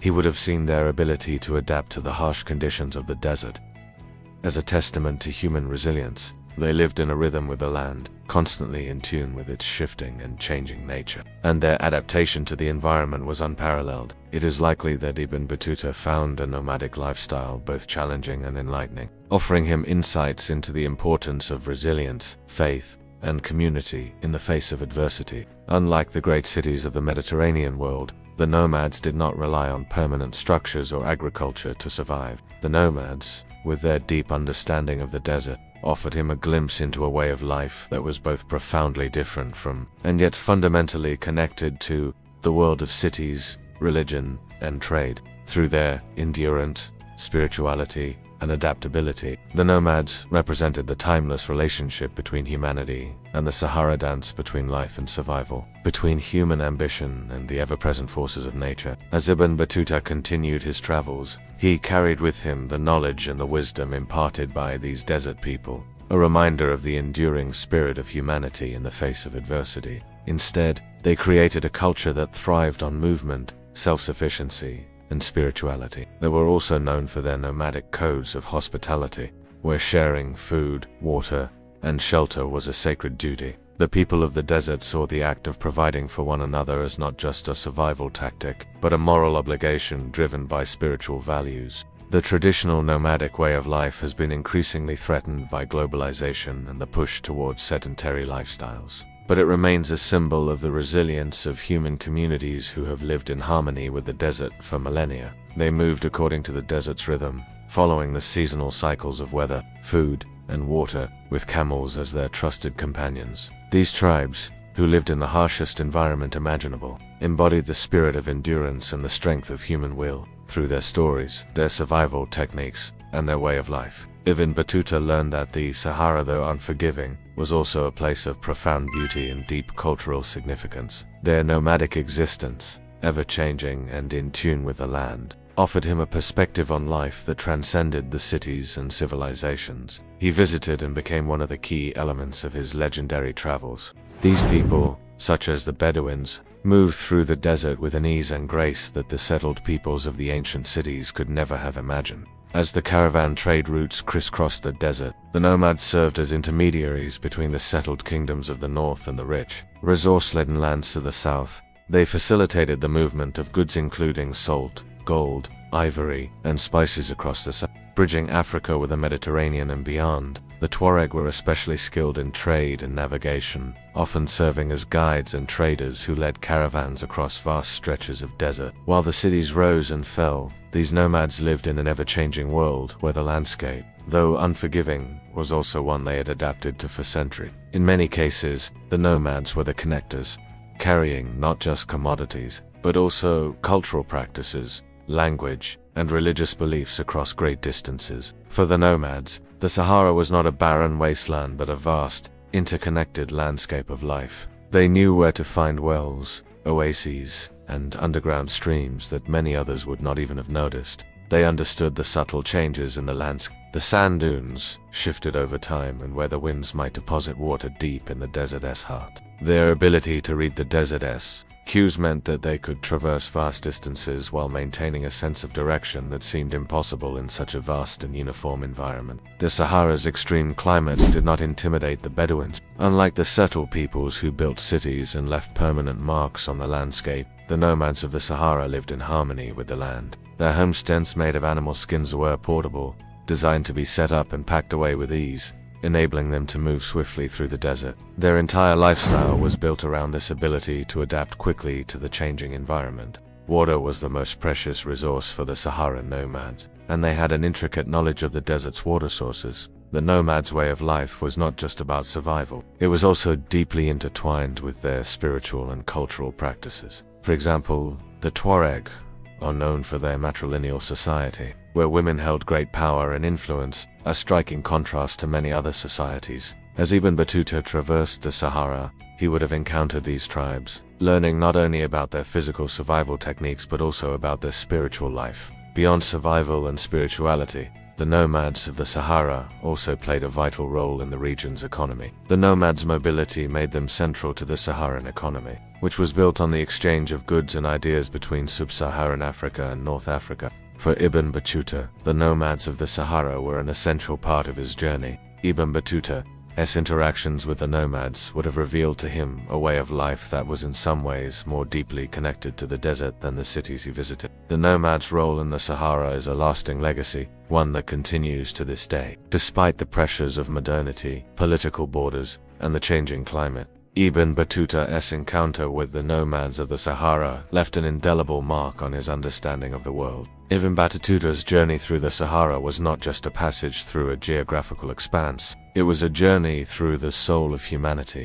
The nomads of the Sahara were not just survivors, they were masters of adaptation. Their way of life was shaped by the desert's extreme conditions, and it was built around constant movement. The Sahara, in their eyes, was not an empty wasteland but a dynamic landscape, a place that was both harsh and full of life. The desert may have seemed like an endless expanse of nothingness to outsiders, but for the nomads, it was a place full of signs, symbols, and knowledge, known only to those who had grown up in it. Unlike the settled agriculturalists of the oasis cities, the nomads had no permanent homes or cities. Instead, they lived in tents, made of animal skins, often designed to be easily set up and taken down as they moved across the desert. Their tents, often called khaimas, were lightweight but sturdy, built to withstand both the scorching heat of the day and the freezing cold of the night. Animal skins used for the tent walls helped insulate the interior, providing shelter against the harsh weather conditions. The tents could be set up in a matter of hours, and just as quickly packed up and moved when the nomads needed to follow the changing seasons or a new water source. The nomads' herds were not just a source of subsistence, they were also central to their economy, with trading taking place between different nomadic groups and settled communities. Herding allowed them to manage their resources and provided a form of safety net should the journey take longer than expected. Nomads viewed hospitality as an essential part of their spiritual life. Many of the nomadic tribes had their own spiritual practices, which were often intertwined with Islamic traditions. The Tuareg, for instance, were known for their unique interpretation of Islam, which was influenced by Berber traditions and Sufi mysticism. Spirituality in the Sahara was not confined to mosques and prayers alone. It was a lifestyle that permeated every aspect of daily life, from the way they treated their camels to how they treated one another. The nomads' ability to live in one of the most inhospitable places on earth, while maintaining a rich cultural and spiritual life, was an enduring testament to the strength of the human spirit. Visitors were often welcomed with food, water, and shelter, even in the most challenging environments. The nomads of the desert, with their deep knowledge of the environment and spiritual wisdom, represented a way of life that had existed for centuries. They were the true masters of survival in the harshest conditions, and their existence was a reminder of the timeless dance between humanity and nature. For the Bedouins, the desert was a place where God's will was manifest in the harsh realities of life. It was a place where the past and present met, where traditions were passed down through generations, and where the endurance of the human spirit could be seen in the daily lives of the nomads. These desert people, though often overlooked by the great empires and cities of the time, were the silent guardians of the desert's secrets, a role they would continue to play for centuries to come. Poetry and storytelling played a central role in preserving the traditions and oral histories of the nomads. These stories, often passed down through generations, reflected the tribal values of survival, community, and respect for the harsh desert environment. The desert itself, despite its harshness, was seen as a place where people were bound together by the shared struggle to survive, while the urban centers he visited, such as Cairo, Damascus, and Timbuktu, were defined by buildings, markets, and organized societies. The nomads of the Sahara lived by a different set of principles. Their world was one of constant movement, spiritual depth, and an unshakable connection to the land. Ibn Battuta's interactions with these desert tribes likely expanded his understanding of the world, showing him that civilization could thrive without the permanence of cities. This culture of generosity was rooted in the belief that in such a desolate environment, survival could only be achieved through mutual support. Their mobility allowed them to follow the seasons, seeking out water, grazing land for their herds, and cooler places to rest during the blistering heat of the summer months. The camel was more than just an animal, it was a lifeline. It was used to carry heavy loads of goods, provisions, and tents, allowing the nomads to travel long distances. Camels also provided milk, a primary source of nutrition, and meat when needed. Nomadic tribes were experts at raising and caring for camels, knowing how to keep them healthy and strong to survive in the harsh desert environment. Known as the ship of the desert, camels were well adapted to the extreme desert conditions. Their thick coats protected them from the harsh sun, and their long, spindly legs allowed them to traverse the shifting dunes without tiring. Family and tribal ties were at the core of the nomadic way of life. Leaders, often chosen for their wisdom and experience, would guide the tribes, making decisions about when to move, where to find water, and how to manage the herds. These nomadic tribes were the true masters of the desert, using their intimate knowledge of the terrain and the climate to navigate its vastness. The Sahara's unforgiving terrain demanded exceptional skill and a deep connection to the land. The nomads' navigational abilities were astonishing. Their knowledge of the desert's subtle cues allowed them to read the land like an open book. They understood how the winds shifted the sand, leaving behind faint marks of previous travelers' paths or revealing hidden routes. Flexibility was vital for survival. The Sahara's climate is extreme, and its environment is in constant flux. A nomadic tribe had to adapt to its ever-changing. If the water source they relied upon dried up or a new sandstorm changed the landscape, they would have to quickly move their entire community to new lands. They knew where a dune's shape could indicate the location of a buried oasis, or how the color of the sand signaled the presence of water below the surface.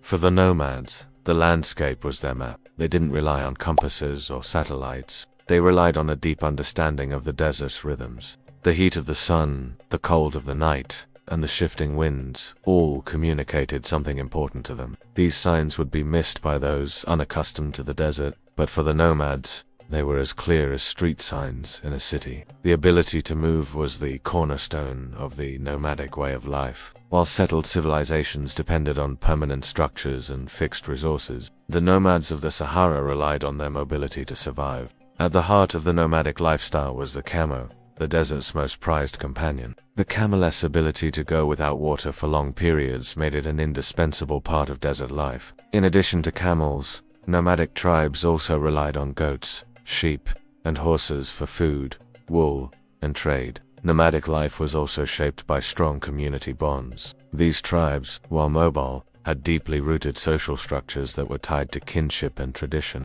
In these desert communities, hospitality was not just a cultural norm, it was a sacred duty. The Sahara was not just a place of survival, it was also a spiritual space. The nomads were deeply connected to the natural world around them. interpreting the shifting dunes, the winds, and the stars as part of a larger divine order. For Ibn Battuta, the nomads of the Sahara presented a world radically different from the cities he had encountered in his travels. Through his encounters with the Bedouins, Tuaregs, Ibn Battuta would have gained an appreciation for their resilience, their adaptability, and their faith. The Sahara for Ibn Battuta was not just a geographical obstacle, it was a living, breathing entity that told the story of humanity's resilience and spiritual connection to the land. For Ibn Battuta, one of the most iconic and revered nomadic groups of the Sahara were the Tuareg, often referred to as the Blue People because of the distinctive indigo dye they used in their clothing, which left a lasting stain on their skin. These nomads, known for their elegant, ornate clothing and intricate jewelry, lived primarily in the central Saharan arid and unforgiving land. They traveled across vast expanses of desert with their herds of camels, goats, and sheep, surviving by their extensive knowledge of the land. Their society was built on a rich tradition of commerce, and they played a vital role in facilitating the exchange of salt, gold, spices, and other goods between the Mediterranean world, North Africa, and sub-Saharan Africa. They had a unique position in the desert economy, allowing them to move freely between the various trading hubs in places like Timbuktu, Gao, and the cities of the Maghreb. The Tuareg were experts at adapting to their harsh environment, using their intimate understanding of the desert to not only survive but thrive in one of the most difficult regions on Earth. Unlike many other societies in the region, where patrilineal inheritance was the norm, the Tuareg traced their lineage through the mother's side. This meant that women held a level of social power and influence that was rare in much of the medieval world. Women could own property, inherit wealth, and hold positions of leadership within the family and community. Unlike the settled urban societies around them, the Tuareg's way of life was one of constant movement. Camels were not just transportation.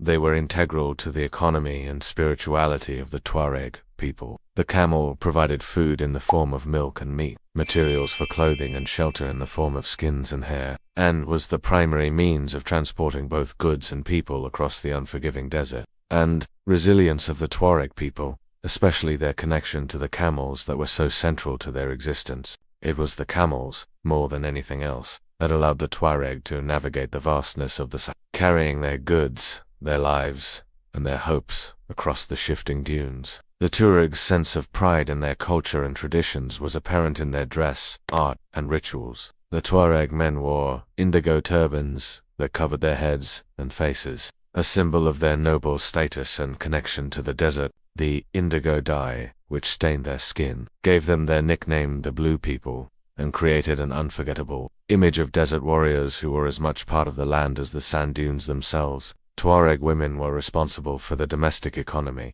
including the management of food, water, and household goods. The Tuareg people often celebrated their victories and marked important events with dances, music, and festivals, preserving their cultural identity even in the harshest conditions. It was a land rich in tradition, culture, and spirituality, and the Tuareg were among the keepers of that wisdom. Their ability to navigate the desert, to survive with minimal resources, and to thrive in one of the most unforgiving environments on Earth, speaks to the enduring resilience of human communities, a theme that Ibn Battuta himself would have come to understand through his own travels. Their dignity, knowledge, and ability to survive in the most extreme environment on Earth were qualities that marked them as one of the most resilient and resourceful peoples in the world. Their role as caravan guides, traders, and cultural intermediaries in the Saharan trade network was central to the flow of goods and ideas between Africa and the Mediterranean. Despite modern borders and climate change altering the traditional ways of life,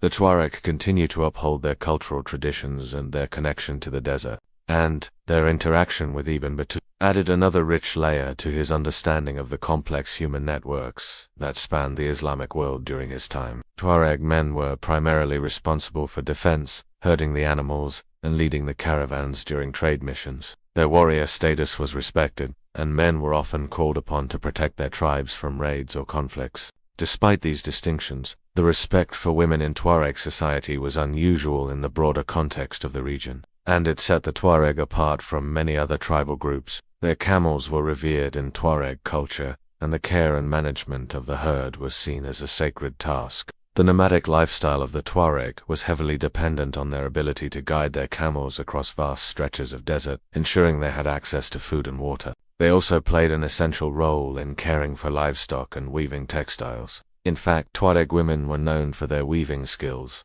producing intricate blue veils, scarves, and clothing that became iconic symbols of their culture. Their nomadic lifestyle was dictated by the availability of water, grazing land for their animals, and the seasonal patterns of the desert. The desert, though harsh, was their home, and they had lived in it for centuries, learning how to navigate its vastness with ease. Using the stars and landmarks to guide their travels. Cultural and social structure that were not only nomads, but also traders and middlemen in the trans-Saharan trade routes. But it wasn't just their role as traders that defined that their way of life was rooted in communal values, spirituality, and a profound respect for the desert itself. The Tuareg practiced a unique form of Islam, which had absorbed local customs, traditions, and beliefs. Their spiritual life was intertwined with their relationship to the desert. To them, the desert was not an enemy to be conquered, but a sacred place to be respected and revered. Matrilineal society and the role of women, perhaps. One of the most striking aspects of Tuareg society was its matrilineal structure. The matrilineal society also meant that women had considerable authority over domestic matters and were integral to the tribe's survival. While women held significant power within the family, men in Tuareg society had clearly defined roles as well. The role of camels in Tuareg life, central to the Tuareg way of life, was the camel, a creature perfectly suited for life in the desert. The Tuareg had a deep knowledge of camels and a spiritual connection to them. Ibn Battuta, who encountered the Tuareg in his travels, would have noted the independence, the nomadic spirit of the Tuareg despite their rugged existence. The Tuareg possessed a grace and dignity that set them apart from other desert tribes. Their oral traditions, including epic poetry and songs, were passed down through generations and spoke of their history, spiritual beliefs, and ancestral ties to the desert. For Ibn Battuta, encountering the Tuareg would have been a fascinating and profound experience. The Tuareg's enduring legacy, even in the face of modern challenges. The Tuareg people remain a proud symbol of the nomadic spirit that has defined the Sahara for centuries. Ibn Battuta's encounters with the Tuareg are a reminder that the Sahara was not just a barrier or an empty space between cities. No animal was more vital to the survival of the nomadic tribes in the Sahara than the camel. Often referred to as the ship of the desert, the camel was not just a mode of transportation but the very backbone of life in the desert. With their long legs, broad hooves, and thick coats, they could travel vast distances across the hot, shifting sands. Unlike other animals, camels could survive for long stretches without food or water, thanks to their unique physiology. Their humps stored fat, which could be metabolized into water and energy when resources were scarce. This made the camel the ultimate companion for nomadic groups who ventured into areas where water sources were few and far between. As he crossed the Sahara, he would have seen the camels carrying more than just goods. They carried the stories and experiences of countless people who had passed through the desert before him. In a world where water was the most precious resource, camels provided much-needed nourishment. The nomads' dependence on camels extended to nearly every facet of their lives. They were constantly on the move, shifting from one place to another in search of food, water, and shelter. They were deeply connected to the land and to the rhythm of the desert. The camels, in many ways, embodied the spirit of the desert. Like the nomads themselves, they were both resilient and resourceful, able to survive in one of the harshest environments on Earth. The trans-Saharan caravans were not just transporting goods, they were facilitating the exchange of ideas, religions, and cultures. The camels, carrying both merchants and pilgrims, became a link between the diverse peoples and cultures of Africa, the Middle East, and Europe. The trade routes they maintained connected the Islamic world and facilitated the exchange of goods, ideas, and culture. The desert may have been vast and unforgiving, but through their knowledge and partnership with camels, the nomads turned the Sahara into a place of life and movement, a world in which they not only survived but thrived. For Ibn Battuta, the camels were not merely physical creatures. They were symbolic of the vast, interwoven network of trade, spirituality, and knowledge that he encountered throughout his journey. They had to know when to move quickly to avoid sandstorms or when to stay put to allow their animals to graze and regain strength. The Sahara, in all its vastness and desolation, was home to a deeply resilient people who had learned to adapt to the land, using their knowledge and understanding of the environment to make the desert their home. They also needed to understand the subtle changes in the desert, such as where the sand dunes shifted, and where the land might conceal an underground water source or an oasis. He would have seen firsthand the incredible resilience and adaptability of these nomadic tribes who had mastered the art of survival in the desert. The camels were not just beasts of burden. They were essential to the survival and prosperity of the nomadic tribes that moved across the desert. For Ibn Battuta, the camels symbolized the resilience, adaptability, and spiritual strength of the nomads who had mastered the art of surviving in the most challenging environment on earth. His observations would have been filled with awe at the efficiency of these caravans, as well as the spiritual and cultural significance of the desert journeys. They were the perfect companions for life in the desert, providing transportation, food, and shelter, all in one creature. For these desert tribes, the bond with their camels was deep and symbiotic. He could not survive without them, and the camels, in return, were cared for and respected by the nomads. Camel milk was a staple of the nomadic diet, offering rich nutrients that helped sustain the people through long desert journeys. The milk provided a source of hydration and sustenance, and it was also used to make cheese and other dairy products. In times of scarcity, camel meat became an important food source as well. The caravanserais' large rest stops or inns along the caravan routes would have been bustling hubs of cultural exchange, where travelers from different corners of the world met, exchanged news, shared ideas, and replenished their supplies. For the nomads, the camel was more than just an animal. It was a lifeline,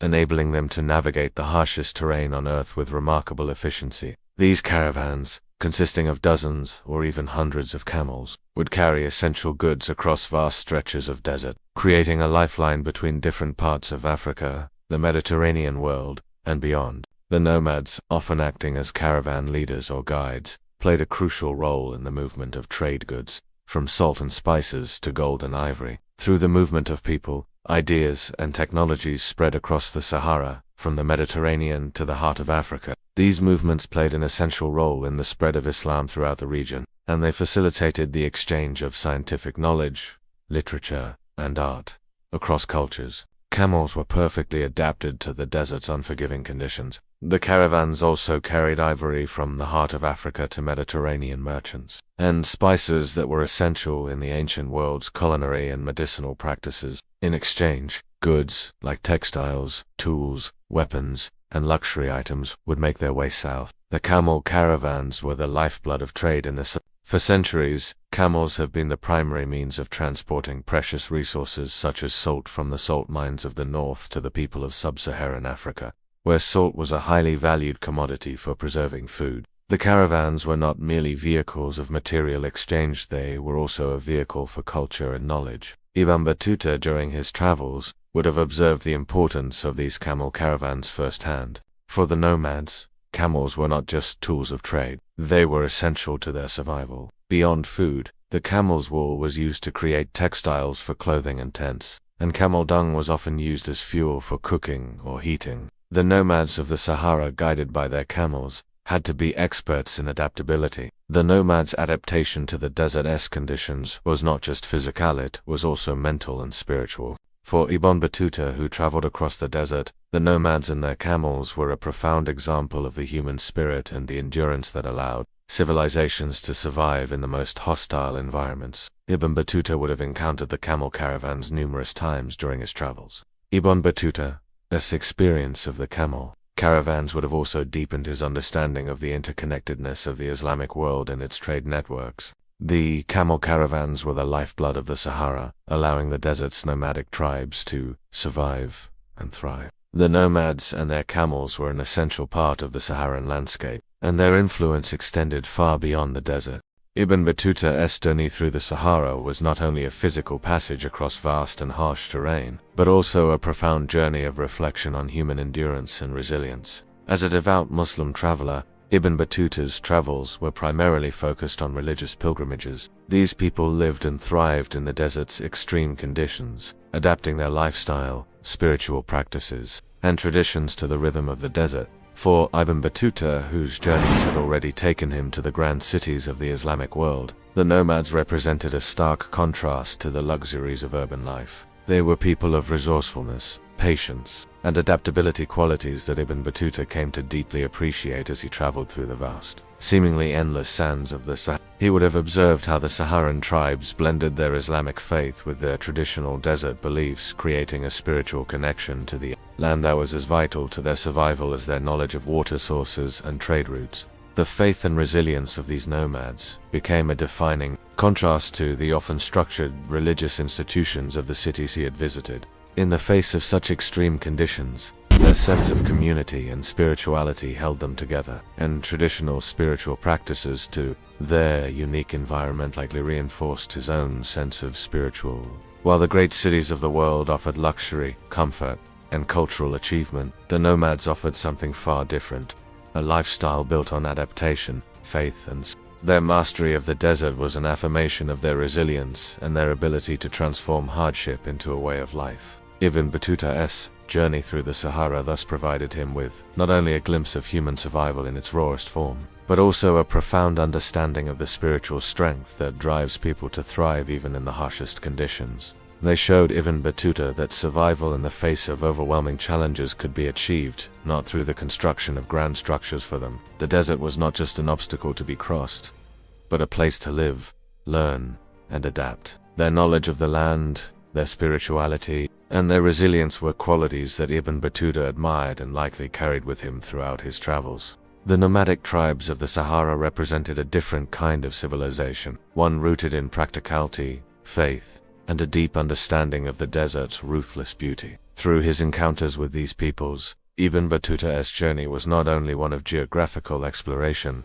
but also one of profound personal and spiritual growth. But through the mastery of the land, the spirit, and the body, the lessons he learned from the nomadic tribes would have shaped his worldview, helping him understand that civilization was not just about buildings or cities, but about the ability of people to adapt and live in harmony with the land they inhabited. The nomads' strength did not just come from their ability to survive. It came from their connection to the desert and the faith that guided them through the harshest challenges. In a world that could be ruthless, they practiced hospitality, offering water, shelter, and food to travelers. Their traditions were rich with oral history, poetry, and songs, preserving their culture and stories in ways that remained untouched by the fleeting empires of the Mediterranean. But throughout his extensive journey, he encountered a wide range of societies, cultures, and ways of life. In the grand cities, people were surrounded by buildings, markets, plentiful food, and infrastructure. The nomads, however, had no such comforts. They did not live in permanent homes or rely on the conveniences of city life. Instead, they survived by relying on their resourcefulness and spiritual fortitude. Instead, their way of life was built upon mobility and adaptation, as they followed the seasons and weather patterns, navigating the desert with an intimate knowledge of the terrain. These people had mastered the harsh desert by using their knowledge of the land and climate, skills that had been passed down through generations. They lived in tents, carried their food, water, and shelter on the backs of camels, and lived without the comforts of city life. Their daily lives were dictated by the rhythms of the desert: when to move, where to find water, and how to care for their animals in an environment that could be as dangerous as it was beautiful. Ibn Battuta likely saw in the nomads a type of resilience that transcended the transient nature of urban empires and cultures. One of the most striking encounters he had was with the nomadic tribes of the Sahara tribes, who had learned to survive in one of the most inhospitable places on earth. The Sahara, often seen as a barrier or an obstacle in the path of travelers, was to the nomads a home. Unlike the settled peoples of cities like Cairo,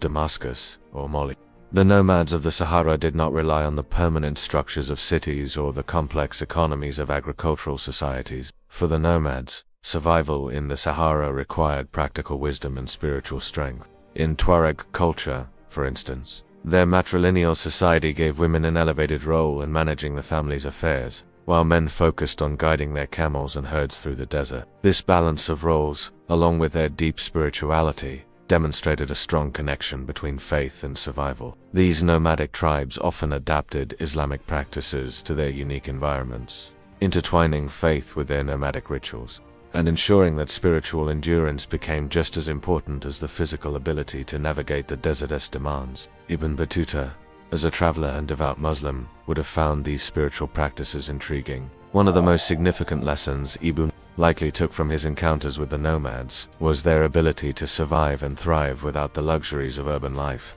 For Ibn Battuta, who was accustomed to the grandeur of cities, the nomads' self-sufficiency and resilience were. Ibn Battuta would have been struck by the spiritual and resilient nature of these nomadic tribes. For Ibn Battuta, who was profoundly connected to his own Islamic faith, the experience of encountering these tribes who had adapted Islamic. In Ibn Battuta's travels, the nomads of the Sahara would have represented the ultimate form of resilience. The Saharan nomads, in their simplicity and harsh beauty, embodied the human spirit's capacity to endure and adapt to the most extreme environments. The nomads of the Sahara influenced Ibn Battuta's perspective on life, survival, and human resilience. As time has passed, the Saharan landscape has undergone significant transformations, both geologically and culturally. The nomadic lifestyle that once defined the vast stretches of this desert has become increasingly difficult to maintain. Climate change, political boundaries, and the encroachment of settled societies have dramatically altered the way these nomadic peoples interact with the world. The Sahara, once a vibrant crossroads of culture, trade, and movement, is now a place of both beauty and struggle, with its nomadic communities fighting to hold on to traditions that have shaped their lives for centuries. Throughout history, the Sahara was an area where movement was fluid, where tribes crossed regions freely, trading goods and exchanging knowledge. The movement of goods and ideas, which once flowed freely across the Sahara, has now been hindered by customs checks, permits, and political conflict. For instance, the Tuareg people, once able to travel across vast regions of North Africa, now face restrictions as they try to cross modern state boundaries. But as modern states solidified their control over the land, borders were drawn, often with little regard for the migratory patterns of nomadic peoples. These communities have fought to preserve their way of life by adapting to modern realities, while maintaining the core elements of their nomadic traditions. And their way of life was a stark reminder of the fragility of civilizations, how empires rose and fell. He would have understood that the Sahara was a land of ephemeral life, a place where civilizations could rise and fall in the blink of an eye. The Sahara nomads, like the great cities they passed through, were part of a tapestry of human life that transcended borders and political boundaries. They reminded him that civilization was not just about monumental cities and empires. It was also about how people adapt to the earth. Their way of life, forged through adaptation, resourcefulness, and faith, continues to shape their communities and the world's understanding of the Sahara as both a physical and spiritual frontier. In Ibn Battuta's journey, they represented more than just a contrast to the cities he visited. They were the living testament to the human spirit's capacity to endure even the harshest environments, preserving not just culture, but also the wisdom of the land itself. How they survive in harmony with nature and how they maintain their culture in the face of adversity. The nomads represented a living testimony to this impact, showing that resilience and adaptability were just as important as grandeur and monumentalism in the human experience. Their way of life has endured for centuries, despite the challenges of climate change, political division, and modernity. For Ibn Battuta, encountering these people was an encounter with the essence of survival, a glimpse into a way of life that transcended the great empires of the world and connected humanity to the earth in a deeply spiritual and practical way, and how the desert, despite its immense challenges, could continue to sustain life in its own way. The Tuareg, the Berbers, and the other desert tribes he encountered in his journey were living repositories of the heritage, blending the nomadic and the spiritual in a world that had changed rapidly in the centuries. Since their forebears first inhabited the desert, they continue to navigate the desert on practice their distinctive religious rituals, and wear their iconic indigo robes. Even in the face of modernizing forces, they still pride themselves on their resilience, adaptability, and ability to live in harmony with the harsh desert environment. In some areas, they have turned to tourism, offering insights into their cultural heritage, and sharing their knowledge of the desert with outsiders. The nomads were an essential part of the world he traveled through. Peoples who lived in the desert with a profound spiritual connection to their environment and a deeply ingrained knowledge of survival that extended beyond the material into the metaphysical. In others, they have fought for land rights and the recognition of their traditional territories, seeking to assert their cultural identity in the face of increasing encroachment from state governments and corporate interests. Nomads, who had long thrived in a world without fixed borders, were suddenly forced to adhere to political boundaries, disrupting their traditional roots and often isolating them from important trade centers or cultural crossroads. One of the most significant challenges facing the Saharan nomads today is the gradual desertification of the region. Climate change has transformed once fertile areas into arid waste, reducing the availability of grazing land and water sources that are critical to nomadic life. As the desert spreads, previously fertile areas where herds could roam freely have become hostile environments, where life is unsustainable without modern intervention. In the past, oases and waterholes acted as vital hubs for nomadic communities, but these have become increasingly scarce. Water, once a resource they could find by reading the desert signs, has become a rarity. Droughts, irregular rainfall, and the depletion of underground aquifers have made it impossible for many traditional nomads to follow the same migratory routes their ancestors traveled. Fewer animals are able to survive the harsh conditions, and even the hardiest of herders have seen their livelihoods threatened by these changing environmental conditions. The imposition of national borders and state control has been another significant challenge for the nomads. For many nomadic communities, these borders are not just geographical, they are cultural boundaries, restrict their ability to interact with neighboring tribes and communities. Despite these enormous challenges, many nomadic groups in the Sahara continued to hold on to their traditional lifestyles. The Tuareg, for example, continue to live in matrilineal societies, deeply rooted in their desert traditions, despite facing political and environmental pressures. For Ibn Battuta, who lived during a time when the Sahara was still a vibrant crossroads of cultures, the nomadic tribes represented a living link to the ancient past. For Ibn Battuta, these nomadic peoples were the keepers of a timeless wisdom that linked the spiritual and the practical. While Ibn Battuta may not have had access to the modern understanding of archaeology and climate change, Ibn Battuta's reflections on the nomadic tribes of the Sahara would have reinforced his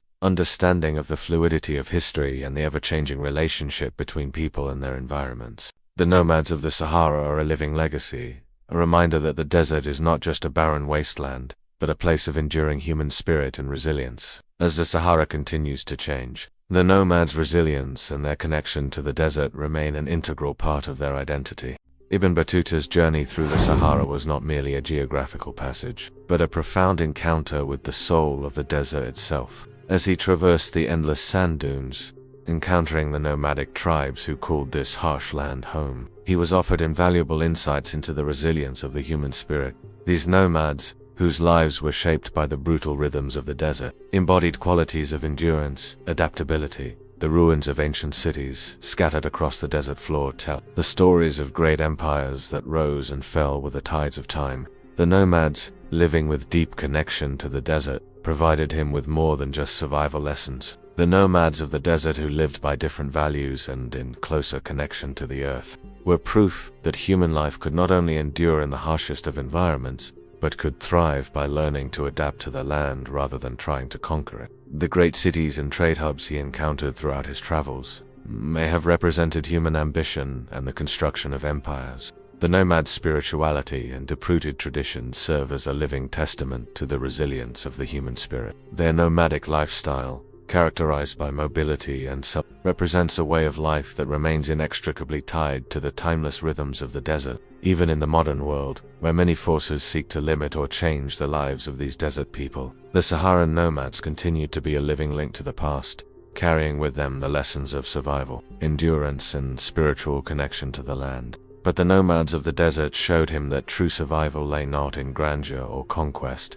but in the ability to adapt and live in harmony with the land. It was a place that taught him about the fragility of civilizations, the endurance of the human spirit, and adaptability lessons that Ibn Battuta in his travels would have carried with him as part of his broader understanding of the world. The Sahara is not just a barrier to be crossed, it is a world to be understood, a living testament to the resilience and resourcefulness of those who call it home, and the spiritual power that can be found in the most challenging of environments. The nomads of the Sahara, with their ancient wisdom and resilient way of life, are proof that, even in the face of seemingly insurmountable challenges, the human spirit can not only survive but thrive by adapting to the land rather than trying to conquer it. Yet, despite the rise and fall of these mighty civilizations, the nomadic tribes have survived, adapting their way of life to the harshest conditions the world has to offer. These tribes, like the Tuareg, Berbers, and Bedouins, carry the wisdom of centuries,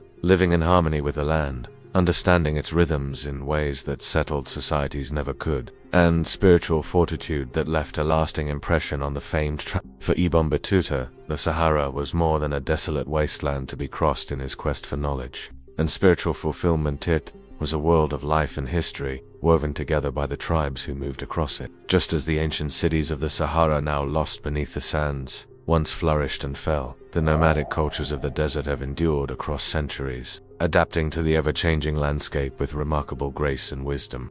The Sahara, with its vast, unforgiving stretches of sand and sun, is a land where past and present coexist in a delicate balance. For Ibn Battuta, the Sahara was not just a physical challenge, but a spiritual one. Their resilience and spiritual strength were invaluable lessons that Ibn Battuta carried with him long after his travels in the Sahara ended. In the face of climate change, political borders, and modern challenges, these desert tribes still hold on to their way of life. For Ibn Battuta, the Sahara was a world of mystery and understanding, a place where the past and present met in a timeless dialogue. The desert's enduring legacy is not one of empty sand dunes and forgotten ruins, but of human endurance, spirituality,